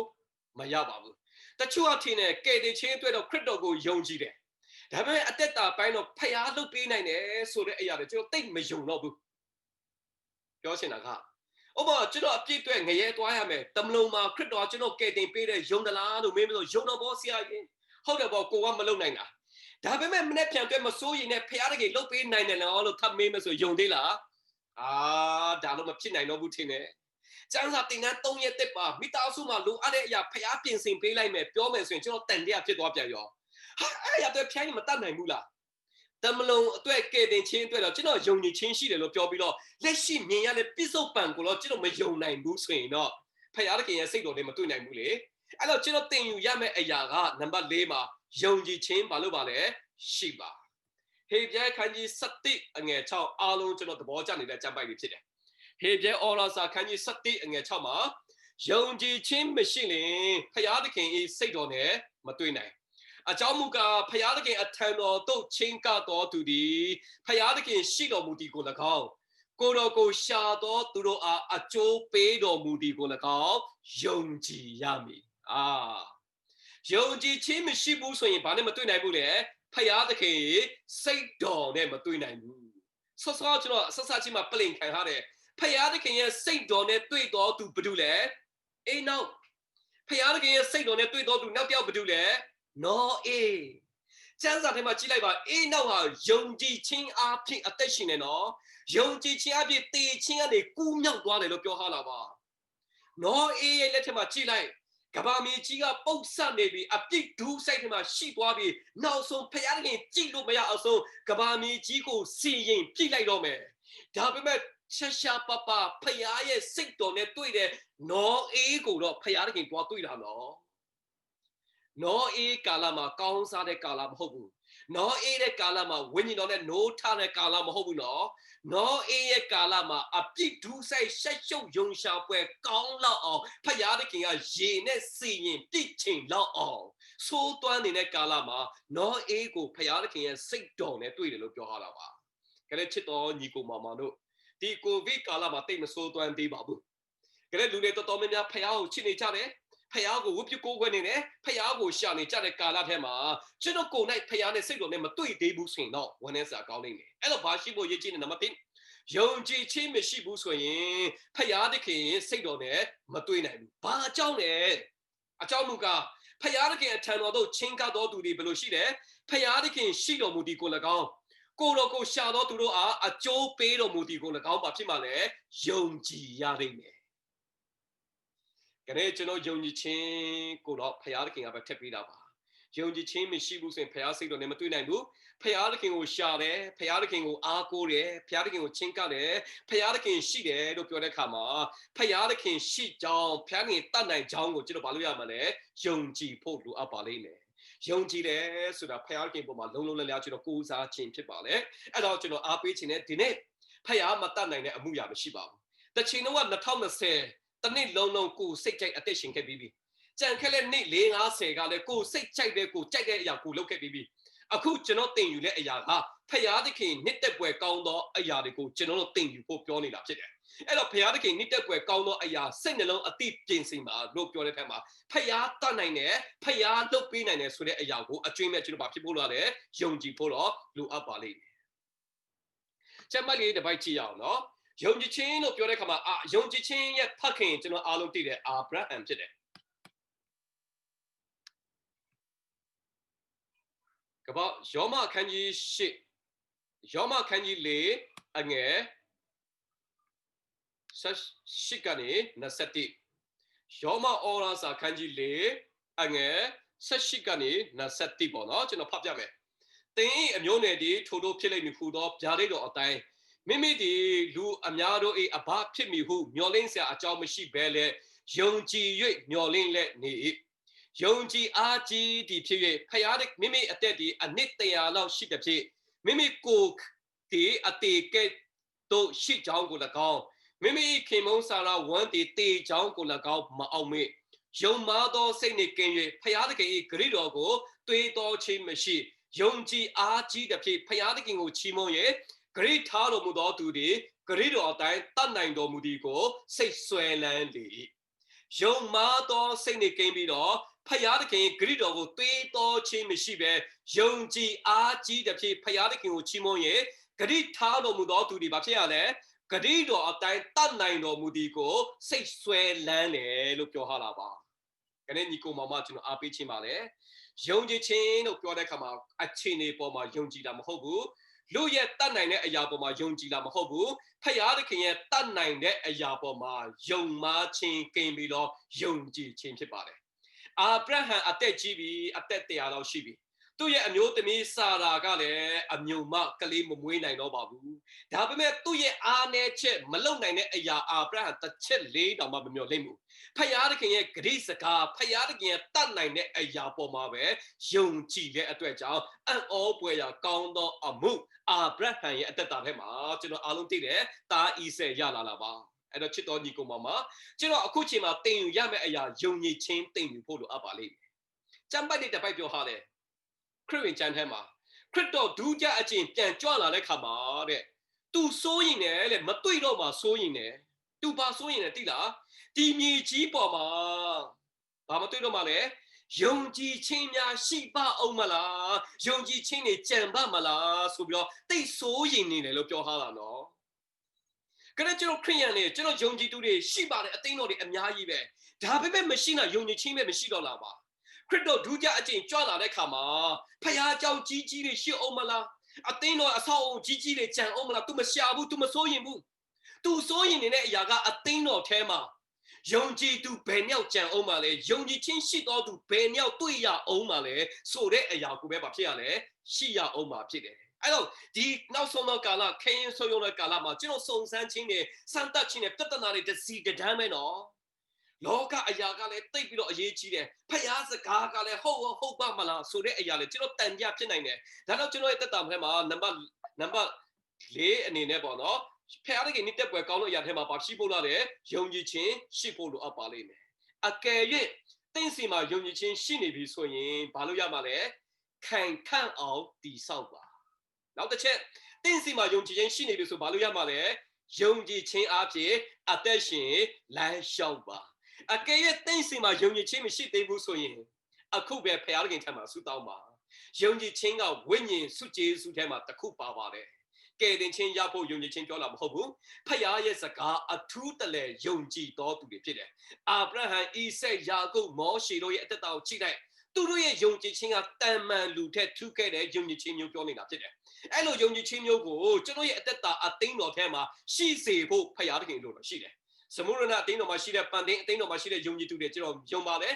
ကျန်တဲ့အသိတော်ထဲယုံကြည်ခြင်းအားကြီးတော့အံ့ဩဖွယ်ရာဖျားပြုခဲ့တဲ့အမှုတွေနေ့တိုင်းလို့ကျွန်တော်မြင်နေရပါတယ်ဒါဖျားသခင်ရဲ့နာမတော်ကျွန်တော်ချီးမွမ်းပါတယ်ဦးဆောင်နေတဲ့တင်းအုပ်ဆရာကစပြီးတော့သူတို့မှာယုံကြည်ခြင်းအသိတော်အသိသားတွေယုံကြည်ခြင်းရှိတယ်အဲယုံကြည်ခြင်းကဆက်ပြီးတော့ခံခန့်အောင်တည်ဆောက်ပါအဲယုံကြည်ခြင်းအပြည့်ဆက်ပြီးတော့အသက်ရှင်ဖို့အတွက်လိုအပ်ပါလိမ့်မယ်ဆိုတဲ့အရာလေးပေါ့နော်ခဏဆိုတော့ဆက်ပြီးတော့အားပေးခြင်းပါအဲ့တော့ကျမ်းစာထဲမှာယောမခန်းကြီး1ငယ်19မှာအဘယ်တို့နည်းဟုမူကားဖြောင့်မတ်တော်သူတွေဘယ်လိုအသက်ရှင်ပါလဲယုံကြည်ခြင်းအဖြစ်အသက်ရှင်လိမ့်မည်ဟုကျမ်းစာလာတဲ့နဲ့အညီယုံကြည်ခြင်းနဲ့တည်တော်ဖခင်သခင်ဖြောင့်မတ်ခြင်းတရားသည်ယုံကြည်ခြင်းအဖို့အလို့ငါအေဝံကလေးတရားအဖြစ်ထင်ရှားလဲရှိ၏အမြဲတမ်းတွဲနေတာနော်ဖြောင့်မတ်တော်သူဟာယုံကြည်ခြင်းအဖြစ်အသက်ရှင်တယ်ယုံကြည်ခြင်းရှိတော်သူတွေဖခင်သခင်ဖြောင့်မတ်ခြင်းတရားတွေထိုသူတို့အဖို့မှာဘာဖြစ်ရလဲအေဝံကလေးတရားအဖြစ်အသက်ရှင်တာပါအဲ့လိုချစ်တော်ညီကိုမောင်မလေးဆိုကျွန်တော်ယုံကြည်သူရဲ့အသက်တာမှာဖခင်သခင်နှစ်သက်ပွဲကောင်းသောအရာတွေကိုကျွန်တော်သင်ယူဖို့ဒီမနေ့မှာပမပိုင်းမှာကျွန်တော်အများကြီးပြောသွားပါပြီဆိုဒုတိယပိုင်းအနေနဲ့ကျွန်တော်ဆက်ပြောစီတဲ့အရာကနံပါတ်5မှာတန့်ရှင်းခြင်းရှိဖို့အရေးကြီးပါတယ်ဆိုတော့ APEC ခန်းကြီး1အငယ်3-4မှာကျွန်တော်အားလုံးမြင်တယ် APEC ခန်းကြီး1အငယ်3-4မှာကျွန်တော်ဖတ်ချင်တယ်ငါတို့ဒီဖခင်သခင်ရှိတော်၌မေတ္တာအားဖြင့်တန့်ရှင်းလက်အပြစ်ကင်းလက်ဖြစ်မိအကြောင်း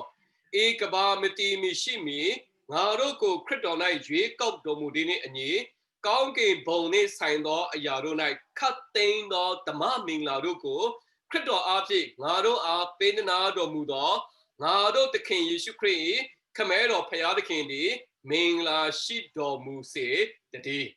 Patuan Nua Boma, Yausinai Boma, Payada King, Gaunji Pevasi. Nado the Payada King Shidoma, Nita Archie, Tenshin le, a picking le, Chimmy a John.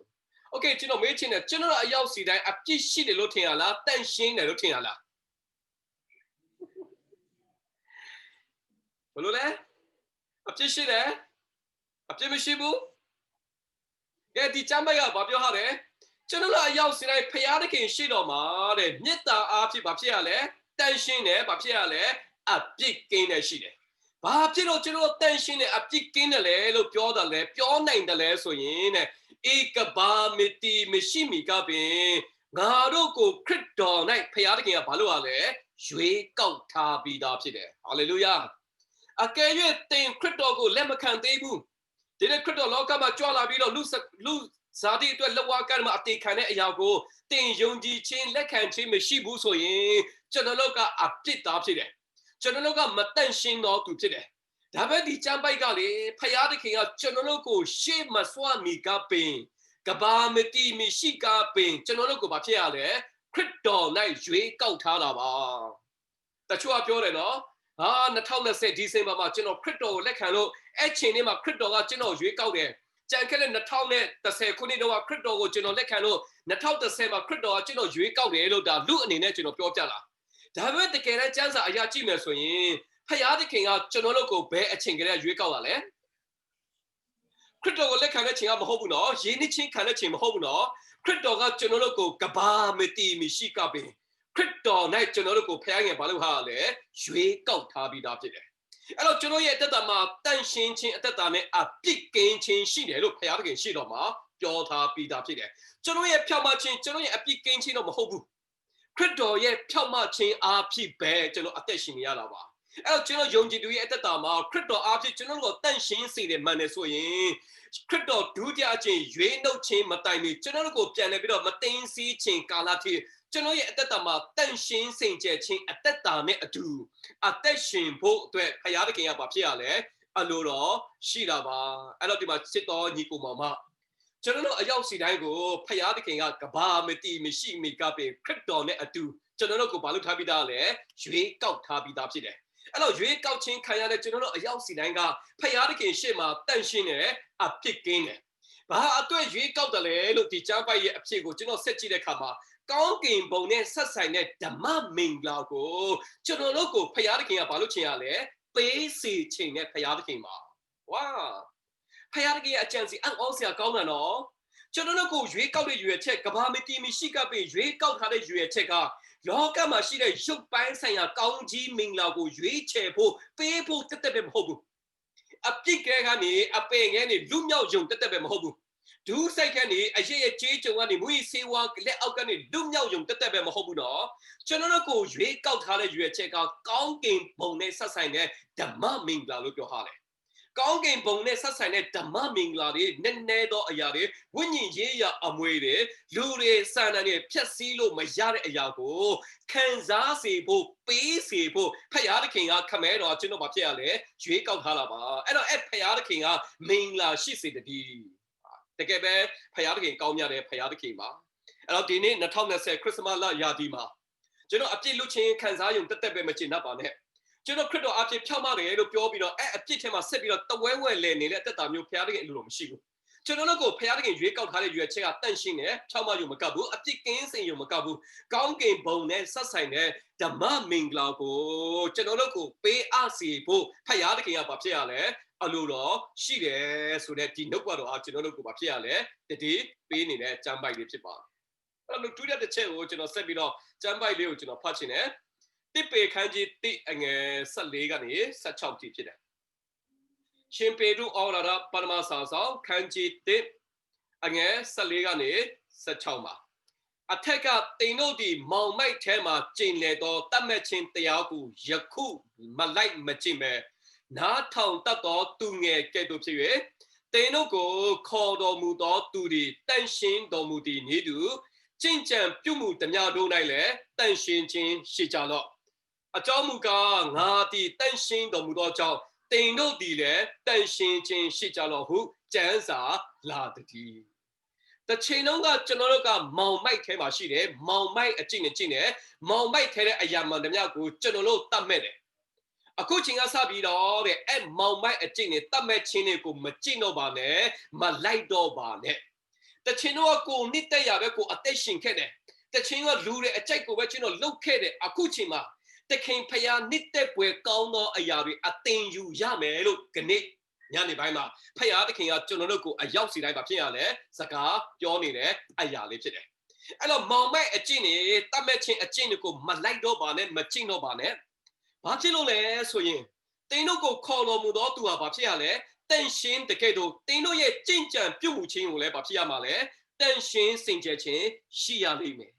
ကျွန်တော်တို့ကိုရွေးကောက်တော်သူကျွန်တော်တို့ကိုခေါ်တော်သူကျွန်တော်တို့ကိုခွဲခန့်တော်သူဟာယေရှုခရစ်တော်ဖြစ်တယ်ယေရှုခရစ်တော်တန်ရှင်းတယ်လို့ပဲကျွန်တော်တို့ကိုလည်းတန်ရှင်းစေခြင်းတယ်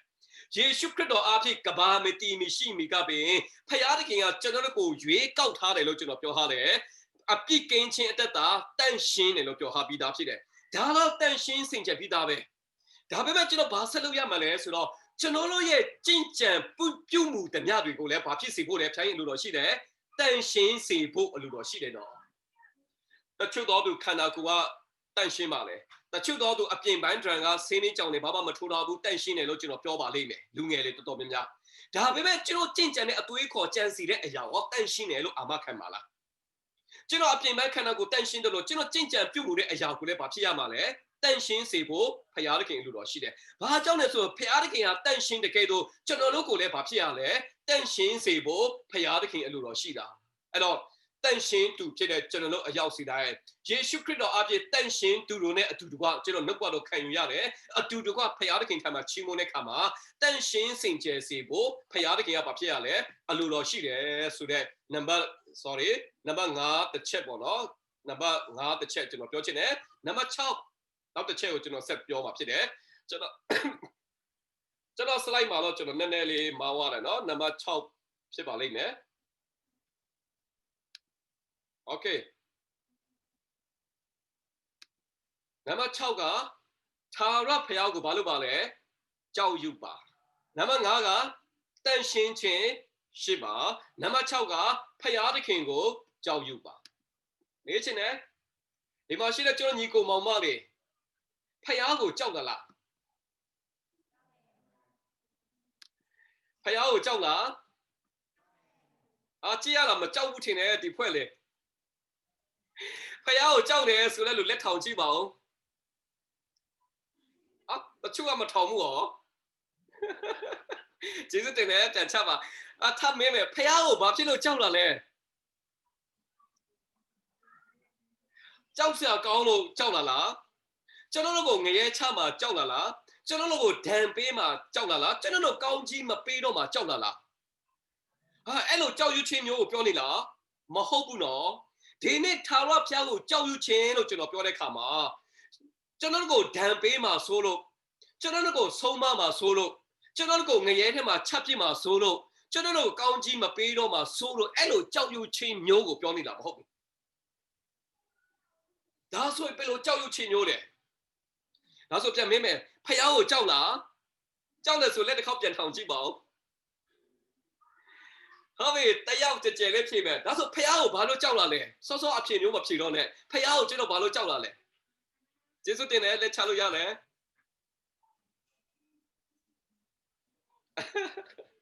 โอเคကျွန်တော်တော့မကြောက်ဘူးပေါ့နော်ဟုတ်ပြီဖြေလဲလူကျေးဇူးတင်တယ်ဖယားကိုကျွန်တော်ကြောက်တယ်လို့ကျွန်တော်ပြောတဲ့အခါမှာကျမ်းပိုက်လေးတစ်ပိုက်ကျွန်တော်တူပါကြည့်အောင်နော်တိကောခန်းကြီး9အငယ်တိကောရတူဩဝါဒ sorry နိကောဖြစ်မယ်ကောရတူဩဝါဒဒုတိယစာဆောင်ခန်းကြီး9အငယ်1မှာအတိတ်လင်းပြောထားတယ်နိကောခန်းကြီး9အငယ်1မှာနိကောခန်းကြီး9အငယ်1မှာထို့ကြောင့်ချစ်သူတို့ထိုဂရိတော်များနှင့်ငါတို့သည်ဆက်ဆိုင်ကြသည်ဖြစ်၍ကိုခန္ဓာ၏အညစ်အကြေး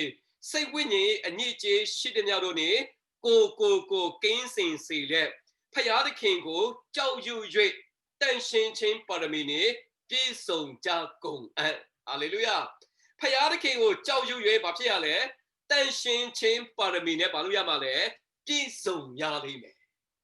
ဒီမှာကြောက်တယ်လို့ပြောတဲ့အခါမှာဖယားကကျွန်တော်တို့ကိုဒဏ်ခတ်မှာဆိုလို့ကြောက်ရွံ့ခြင်းမျိုးပြောနေတာမဟုတ်ဘဲနဲ့ဖယားကိုချစ်ကြောက်ယုံတည်တဲ့အရာမျိုးပြောနေတာဖြစ်တယ်ဆိုဒီကျမ်းပိုက်ထဲမှာထိုကြောက်ချစ်တို့ထိုဂရိတော်များနဲ့ငါတို့ဆက်ဆံနေဖြစ်၍ကိုခန္ဓာအညစ်အကြေးစိတ်ဝိညာဉ်အညစ်အကြေးရှိတဲ့များနေဘာလို့ပါလဲကိုကင်းစင်စေပြီးတော့ဖယားသခင်ကိုကြောက်ရွံ့ရဲ့ဘာနဲ့ပြည့်စုံရမှာလဲတန်ရှင်းခြင်းပါရမီနဲ့ဘာလို့ရမှာလဲပြည့်စုံရလိမ့်မယ်ဥပမာဖယားကိုကျွန်တော်ချစ်တယ်ကျွန်တော်စိုးရင်လည်းကျွန်တော်စမ်းစာမဖတ်လိုက်ဘူးဆိုရင်ဖယားကျွန်တော်မချစ်တော့ဘူးထင်နေနော်အဲ့လိုကြောက်ရွံ့ခြင်းမျိုးဟာအခုလောလောဆယ်ဖယားเจ้าသွားနေတာဒါမဲ့တခါတည်းမှာလေစိတ်ကအပြင်ရောက်နေတယ်ဖယားငါ့ကိုမချစ်တော့မလားမသိဘူးဆိုတဲ့ကြောက်ရွံ့ခြင်းမျိုးပြောနေတာဒဏ်ပေးလို့ကြောက်ရွံ့ခြင်းမျိုးလားမဟုတ်ဘူးအခုဖယားကျွန်တော်ကောင်းကြီးပေးနေအခုဖယားနဲ့ကျွန်တော်အသက်ရှင်နေတယ်ဒါပေမဲ့ဒီချက်မကြင်နှသေးဘူးဆက်ပေးလို့ဘာလို့ချင်နေရလဲဖယားနဲ့အတူဖက်တွယ်ချင်သေးတယ်အခုကျွန်တော်ကိုးကွယ်နေတယ်လက်မြောက်ပြီးတော့ဒါပေမဲ့ဒီချက်ဖယားသခင်ကျင်နှအောင်ငါဘာလုပ်ရမှာလဲဆိုတဲ့အရာမျိုးပေါ့နော်ဒါတော့အကြောင်းဒီကျမ်းပိုက်ကစောစောကျမ်းပိုက်ကပြောထားတယ်ဖယားသခင်ကိုကြောက်ရွံ့ရတန်ရှင်းခြင်းပါရမီနဲ့ဘာလို့ရမှာလဲပြည့်စုံရလိမ့်မယ်ဖယားကိုပို့ပြီးတော့ကြောက်ရွံ့သောအသက်တာမျိုးကိုဖယားသခင်ကဘာဖြစ်ရလဲအလိုတော်ရှိတာပါအဲ့တော့ချစ်တော်ညီကောင်မောင်မကလေးကျွန်တော်အရောက်စီတိုင်းတခင်ဖယားနှစ်သက်ပွဲကောင်းသောအရာထဲမှာကျွန်တော်သင်ယူရမယ့်အရာနံပါတ်1ဖယားသခင်နဲ့အကျွမ်းဝင်ပါနံပါတ်2စက်နှလုံးအတိပြုပြင်ပါနံပါတ်3နှုတ်ခမ်းအသီးဒီဟူသောချီးမွမ်းခြင်းရစ်ကိုပူဇော်ပါနံပါတ်4ယုံကြည်ခြင်းရှိပါနံပါတ်5တန်ရှင်းခြင်းရှိပါနံပါတ်6ထာဝရဘုရားကိုဘာလို့ပါလဲကြောက်ရွံ့ပါတုတ်တန်ကြခန်းကြီးကိုအငယ်30မှာထာဝရဘုရားကိုကြောက်ရွံ့သောသဘောသည်ပညာ၏မူလအမည်ဖြစ်၏တန်ရှင်းတော်မူသောဘုရားကိုသိကျွမ်းသောသဘောသည်ဘာဖြစ်ရလဲဉာဏ်ဖြစ်တယ်အဲ့တော့တန်ရှင်းစင်ကြယ်ခြင်းဆိုတာဘုရားရဲ့သဘောဖြစ်တယ်ဖယားတင်တို့ခေါ်တော်မူသောသူဟာတန်ရှင်းတကယ်တော့တင်တို့ဒီလဲတန်ရှင်းခြင်းရှိပါတန်ရှင်းခြင်းနဲ့ဖယားသခင်ရဲ့ကြောက်ရွံ့ခြင်းကအမြဲတမ်းတုံ့တွဲနေတာပါအဲ့တော့ညီကိုမောင်မလေးတန်ရှင်းခြင်းမရှိတော်သူတွေဖယားကြောက်တယ်ဆိုရင်တော့စောဒဏ်ပေးလို့ကြောက်တယ်ဆိုတဲ့ကြောက်ရွံ့ခြင်းမျိုးဖြစ်ပါလိမ့်မယ်အဲ့လိုကြောက်ရွံ့ခြင်းမျိုးဖယားခင်အလိုတော်မရှိဘူးဖယားကိုကြောက်တယ်လို့ပြောတဲ့အခါမှာတန်ရှင်းခြင်းပါရမီနဲ့ကြီးထွားလာတဲ့အတ္တတန်ရှင်းခြင်းအတ္တကိုပြောနေတာဖြစ်တယ်အဲ့တော့ထာဝရဘုရားကိုကြောက်ရွံ့သောသဘောတည်ပါဖြစ်ရလဲပညာ၏မူလအမြစ်ဖြစ်၏တန်ရှင်းတော်မူသောဘုရားကိုသိကျွမ်းသောသဘောတည်လည်းပါဖြစ်ရလဲဉာဏ်ဖြစ်တယ်ဆိုတဲ့တုတ်တန်ကြခန်းကြီး9အငယ်30မှာပါဖြစ်ရလဲပြောသွားတာဖြစ်တယ်โอเคနောက်တစ်ချက်ကိုကျွန်တော်ဆက်ကြည့်အောင်နံပါတ်9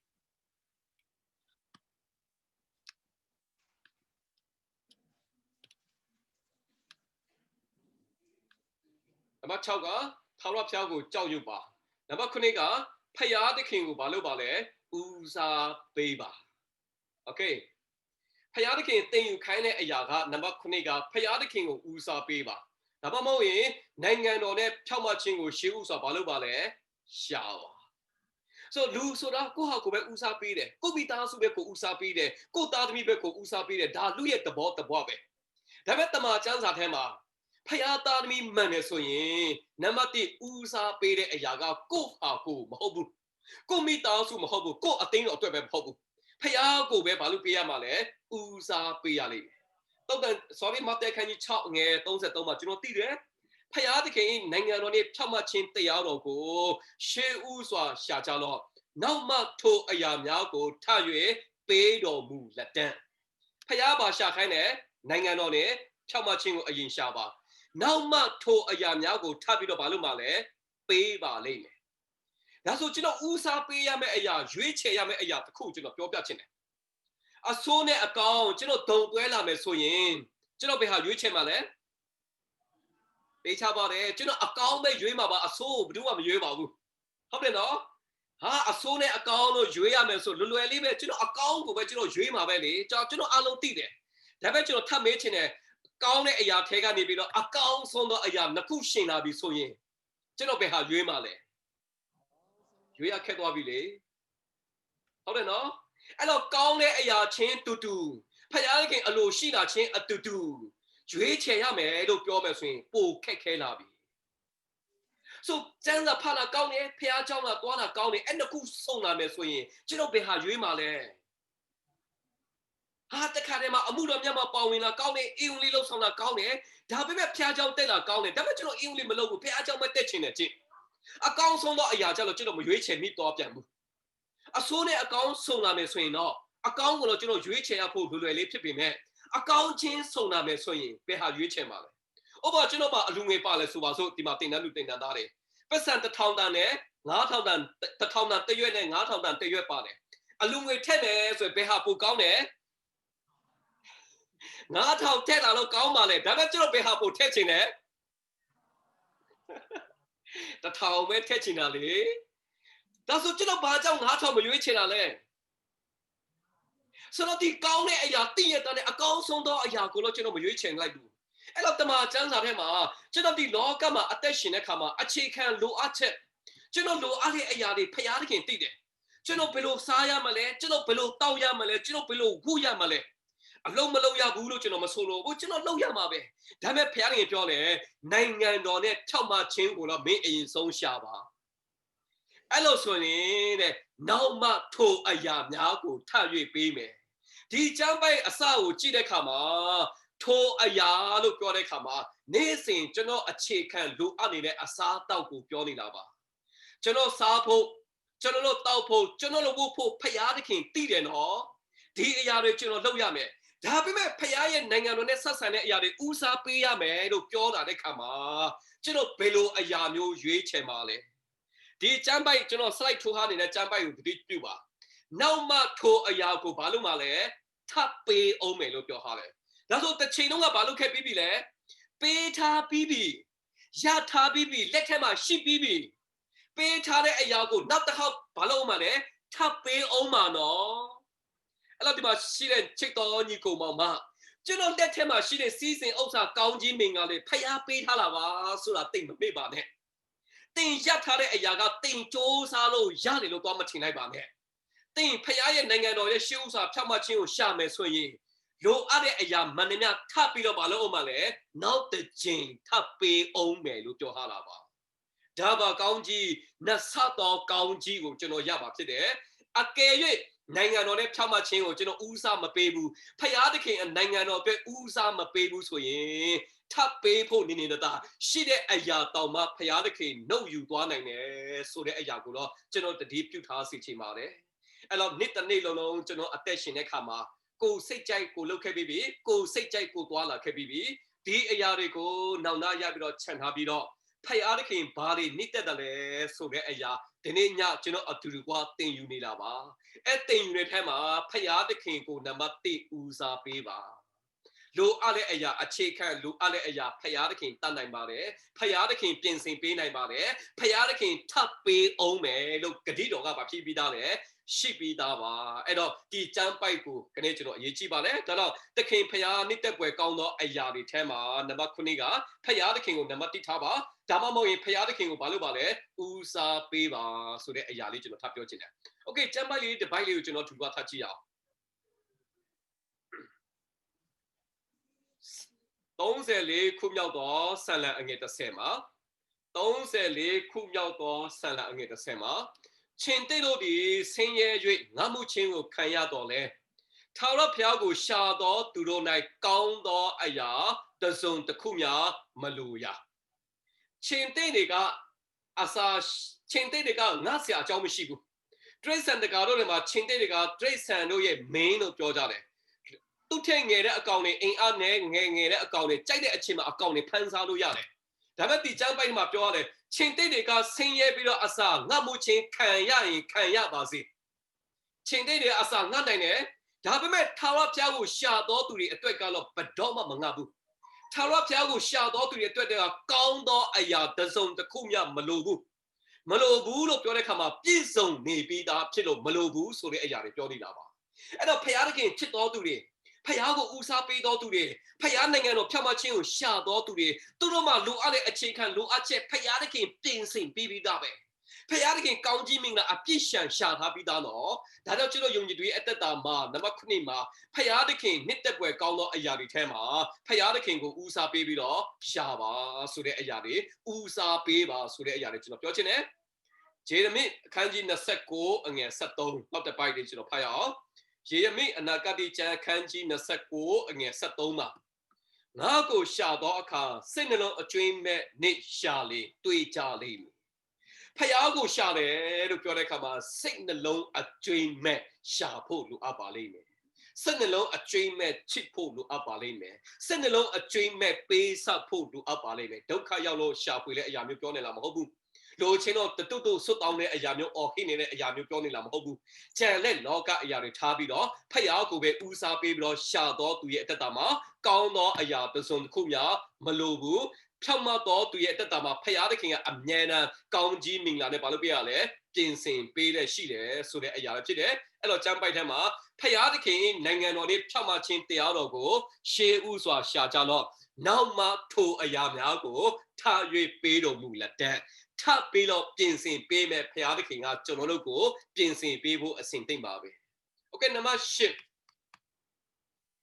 တစ်ချက်ကြည့်အောင်ပါနော်နံပါတ်8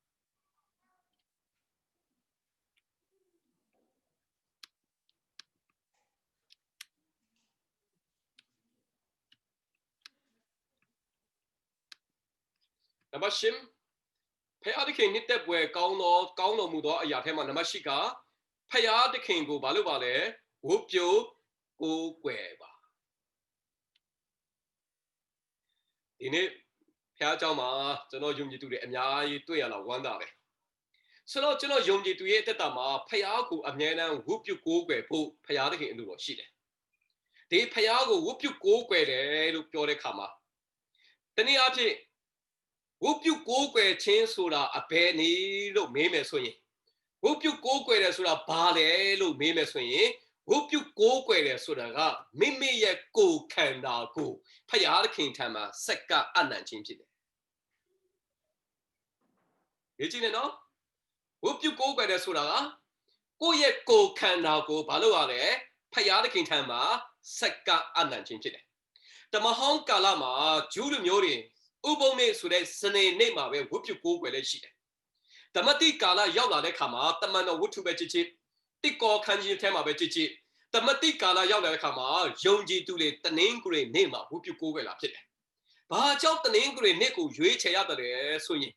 ခရစ်တော်ကကျွန်တော်တို့အတွက်လက်ဝါးကားထဲမှာအသေးခံပြီးတော့တကြိုချင်းခံပြီးတော့3ရက်မြောက်သောနေ့မှာဖြစ်ရလဲတေချင်းကနေရှင်ပြန်ထမြောက်သွားတယ်။ဥပုံနေ့ရဲ့ပမဆုံးရက်လို့ပြောတဲ့အတွက်ကြောင့်တနင်္ဂနွေနေ့မှာပမဆုံးနေ့မှာဥပုံပြီးတော့နောက်တရက်တနင်္ဂနွေနေ့မှာခရစ်တော်ဘာဖြစ်ရလဲတေချင်းကနေရှင်ပြန်ထမြောက်သွားတဲ့နေ့ရက်ကိုအကြောင်းပြုပြီးတော့ယုံကြည်သူတွေကဥပုံနေ့ပမတရက်မှာအမြဲတမ်းစုဝေးပြီးတော့ဘာလို့ရလဲကိုးကွယ်လက်ရှိတာပါအဲ့တော့တနင်္ဂနွေနေ့မှာကိုးကွယ်တယ်ဆိုတဲ့အဓိပ္ပာယ်ကခရစ်တော်ကကျွန်တော်အတွက်အသေးခံတာနော်တကြိုချင်းခံတယ်နော်ခရစ်တော်က3ရက်မြောက်သောနေ့မှာရှင်ပြန်ထမြောက်သွားတယ်ဆိုတဲ့ယုံကြည်တော်သူတွေအားလုံးကထိုနေ့ရက်ကိုအစွဲပြုတ်ပြီးတော့ဘာလို့ရလဲဗိမာန်တော်မှာတစုံတနေရာမှာစုဝေးပြီးတော့အတူတူကဘာလို့ရလဲကိုးကွယ်လေးရှိတာပါမမေ့ပါနဲ့အဲ့တော့ကျွန်တော်ယုံကြည်သူအချင်းချင်းဝတ်ပြုကိုးကွယ်တဲ့ဆိုတဲ့အရာကတိတ်ပြီးတော့အရေးကြီးတာပါအဲ့ဆိုအဲ့တနင်္ဂနွေနေ့မှာကျွန်တော်ဘာလုပ်ကြတာလဲ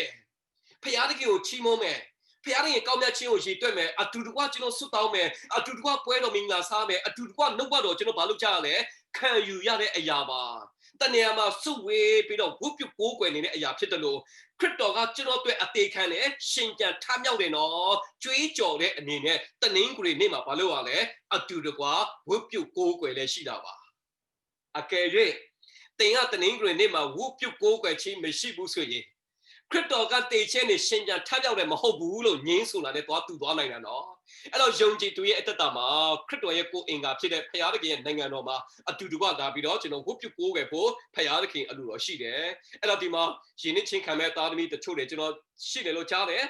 ဒီရအတွက်ဖခင်ရဲ့အလိုတော်ရှိတဲ့အရာပါယဉ်နှစ်ချင်းခံပြီးသွားလို့ကျွန်တော်ရဲ့ခရစ်ယာန်အတ္တပြီးသွားတယ်လို့မထင်လိုက်ပါနဲ့ကျွန်တော်အသိတော်နဲ့ယုံကြည်သူနဲ့အမြဲတမ်းမိထားရခွဲဖို့လိုအပ်တယ်လို့ဖခင်သခင်ရှေ့မှာအမြဲတမ်းဝတ်ပြုကိုးကွယ်ခြင်းကနံပါတ်1ဦးစားပေးမဲ့အရာပါအဲ့တော့ကျွန်တော်တင်ယူရမယ့်အရာကဖခင်ကိုဝတ်ပြုကိုးကွယ်ပါ ဝတ်ပြုကိုးကွယ်ရဲ့အဓိပ္ပာယ်ပြတ်ပြတ်သားသားပြောမယ်ဆိုရင်တော့မိမိရဲ့ခန္ဓာကိုယ်ကိုဖယားသခင်ထံမှာမလုပ်ရလဲစက္ကအနံ့ခြင်းဖြစ်တယ်နော်။ကျမ်းပိုက်လေးတစ်ပိုက်ကြည့်အောင်ယောမခန်းကြီး7အငယ်1မှာညီအကိုတို့အသက်ရှင်ခြင်းလက္ခဏာတန့်ရှင်းခြင်းလက္ခဏာဖယားသခင်နှစ်သက်ဘွယ်တော်မူသောလက္ခဏာနှင့်ပြည့်စုံသောရစ်ကိုတင်တို့ဒီပူဇော်၍မိမိကိုယ်ခန္ဓာကိုဖယားသခင်အားဆက်ကခြင်းဒူးသောတင်တို့ပြုတ်အားသောဝတ်ကိုပြုတ်မိအကြောင်းဖယားသခင်၏ဂရုဏာတော်ကိုထောက်ထား၍တင်တို့ကိုငါတိုက်သွင်းနိုးဆော်ပေ၏မိမိရဲ့ကိုယ်ခန္ဓာကိုဖယားသခင်ခံပါလို့ရလဲ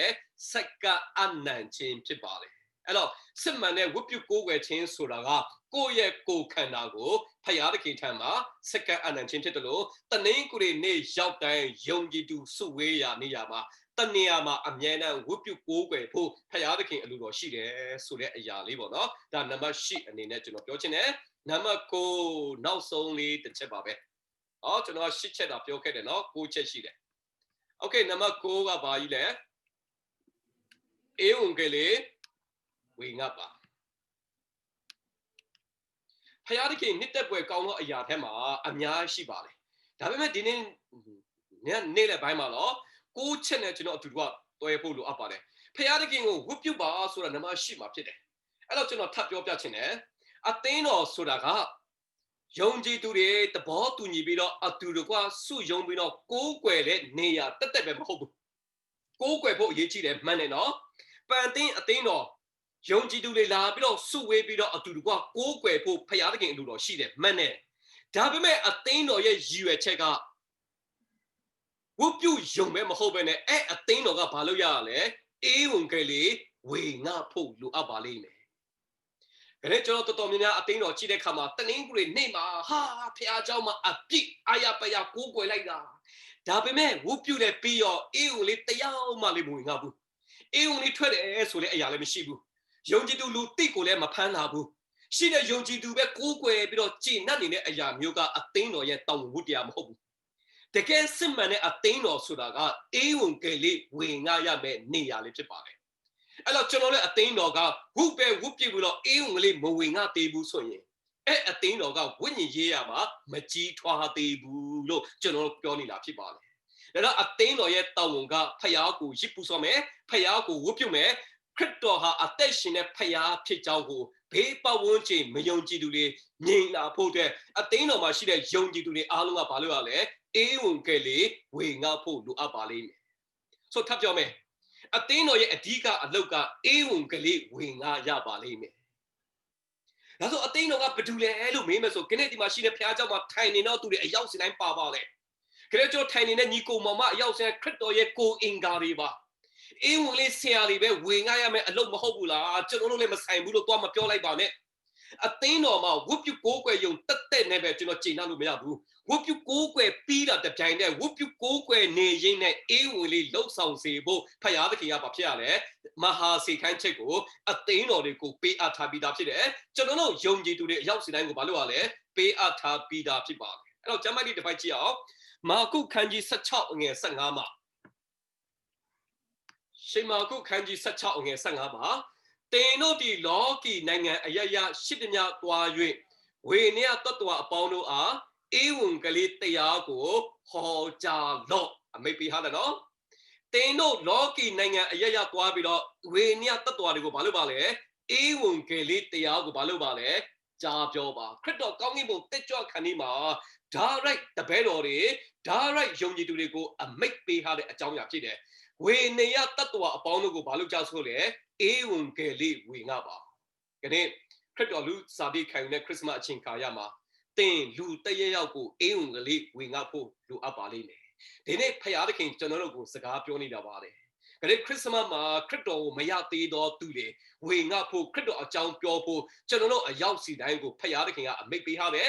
တခင်ဖယားနှစ်သက်ပွဲကောင်းသောအရာထဲမှာဧဝံဂေလိလှုပ်ဆောင်ခြင်းနဲ့ပါတယ်ဆိုတဲ့အရာမပေးပါနဲ့အသင်းတော်ရဲ့အဓိကတောင်းဝန်ဝတ်တရားကဧဝံဂေလိဝေငှရမယ်တောင်းဝန်ဝတ်တရားကိုအသင်းတော်ကိုဖြိုင်းပါလို့ရလဲခွဲခန့်ထားပြီးသားဖြစ်တယ်အဲ့တော့ရှင်ပေါလုယောမဩရစာခန်းကြီး1ငယ်16မှာပြောထားတယ်ငါဒီခရစ်တော်၏ဧဝံဂေလိတရားကြောင့်ရှက်ကြောက်ခြင်းမရှိအကြောင်းမူကားထိုတရားသည်ရှေးဥစွာ၌ယူဒလူ နောက်၌ဟေလတလူ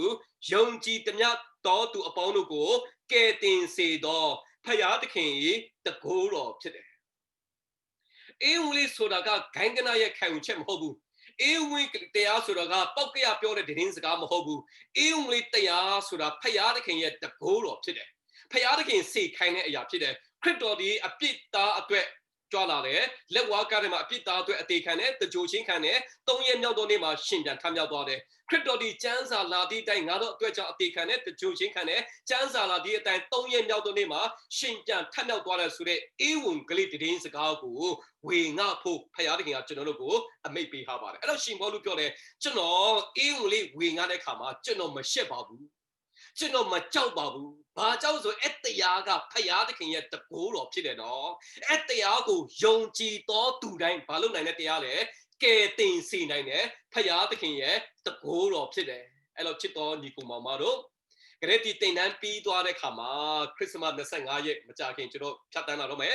ကျွန်တော်လူတစ်စုံတစ်ယောက်ခရစ်တော်ကိုမသိသေးသောသူတွေကျွန်တော်အေးဝင်လေးဝင်ငါပါကျွန်တော်မိသားစုထဲမှာမပြောင်းလဲသေးသောသူတွေရှိပါလိမ့်မယ်ထို့သူကိုလည်းကျွန်တော်ဘာလို့ပါလဲအေးဝင်လေးတင်းစကားဝင်ငါပါဆိုတဲ့အရာလေးကိုတော့ခဏကျွန်တော်ပြောပြချင်တယ်နောက်ဆုံးကျမ်းပိုက်လေးတစ်ပိုင်းနဲ့ကျွန်တော်အားပေးချင်တယ်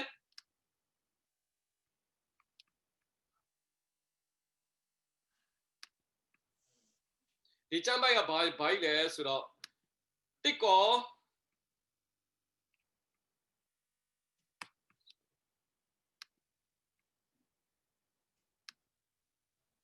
တစ်ကောခန်းကြီး15အငယ်58ထို့ကြောင့်ငါချစ်တော်ညီကိုတို့တင်းတို့သည်ဖယားသခင်အမှုတော်ကိုစ조사၍အမှုတော်ကိုဆောင်ရွက်၍အကျိုးကြီးသည်ကိုသိမှသဖြင့်တည်ကြည်သောစိတ်နှင့်ပြည့်စုံ၍မရွေ့ရောမသိင်ရင်ပဲလျက်ဖယားသခင်အမှုတော်ကိုစ조사အားထုတ်ပါဖယားသခင်အလိုတော်ရှိသောအရာသင်ယူရဲ့အဲမှာဖယားရဲ့အမှုတော်ကိုစ조사ပြီးတော့ဆောင်ရွက်ပါ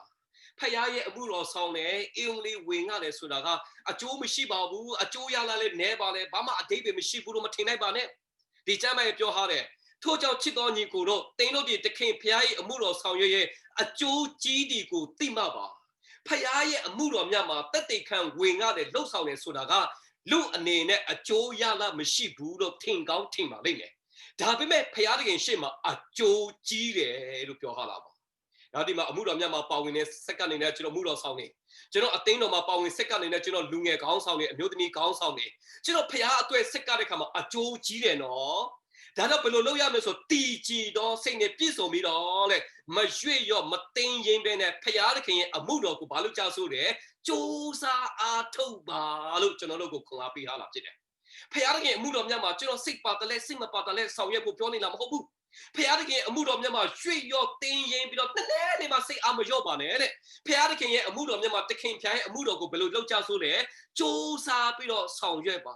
ဘာကြောင့်လဲဆိုကောင်းကင်နိုင်ငံမှာတာ၍မြတ်သောအကျိုးကြီးတယ်လို့ကျမ်းစာထဲမှာကျွန်တော်တို့ကဘာဖြစ်ရလဲတတိပေးထားတဲ့အရာလေးဖြစ်တယ်အဲ့တော့ချစ်တော်ညီကိုမောင်မလို့ခဏညကျွန်တော်အားပေးခြင်းနဲ့တခင်ဖယားနှစ်သက်ပွဲကောင်းတော်မူသောအရာထဲမှာကောင်းသောအရာတွေကိုကျွန်တော်ဘာလို့ကြားဆိုလဲတင်ယူဖို့ဖြစ်ပါတယ်အေဖက်9:30မှာတခင်ဖယားနှစ်သက်တော်မူသောအရာဒီအဘယ်အရာဖြစ်ဒီကိုတင်ပါဆိုတဲ့ဒီနှုတ်ကတော်9ရက်တာတင်တိုင်းမှာကျွန်တော်အကောင်းဆုံးတင်ယူပြီးတော့အသက်တာထဲမှာကျင့်လျှောက်ခြင်းအဖြစ်ဖယားသခင်ရဲ့စိတ်တော်နဲ့တွေ့တော်သူဖြစ်စေဖို့ဘုရားရဲ့အလိုတော်ရှိတယ်နံပါတ်1ဖယားသခင်နဲ့အကျွမ်းဝင်ပါနံပါတ်2စက်နှလုံးအသေးကျင်စိမ်ပါနံပါတ်3နှုတ်ခမ်းအတီးဒီဟူသောချီးမွမ်းခြင်းကြီးကိုပူဇော်ပါနံပါတ်4ယုံကြည်ခြင်းရှိပါနံပါတ်5တန်ရှင်းခြင်းရှိပါနံပါတ်6ထာဝရဘုရားကိုကြောက်ရွံ့ပါနံပါတ်9ဘုရားသခင်ကိုဦးစားပေးပါနံပါတ်10ယုံကြည်သူချင်းဝတ်ပြုကိုးကွယ်ပါနံပါတ်9အေဝံဂေလိသတင်းစကားဘာလို့ပါလဲဝေငှပါဆိုတဲ့ဒီနှုတ်ပတ်တော်အားဖြင့်ခနဲ့ကျွန်တော်ခွန်အားပေးခြင်းနဲ့ဒီခွန်အားပေးတဲ့အရာပေါ်မှာအရောက်စီတိုင်းပေါ်မှာဖယားသခင်ကောင်းကြီးပေးပါစေ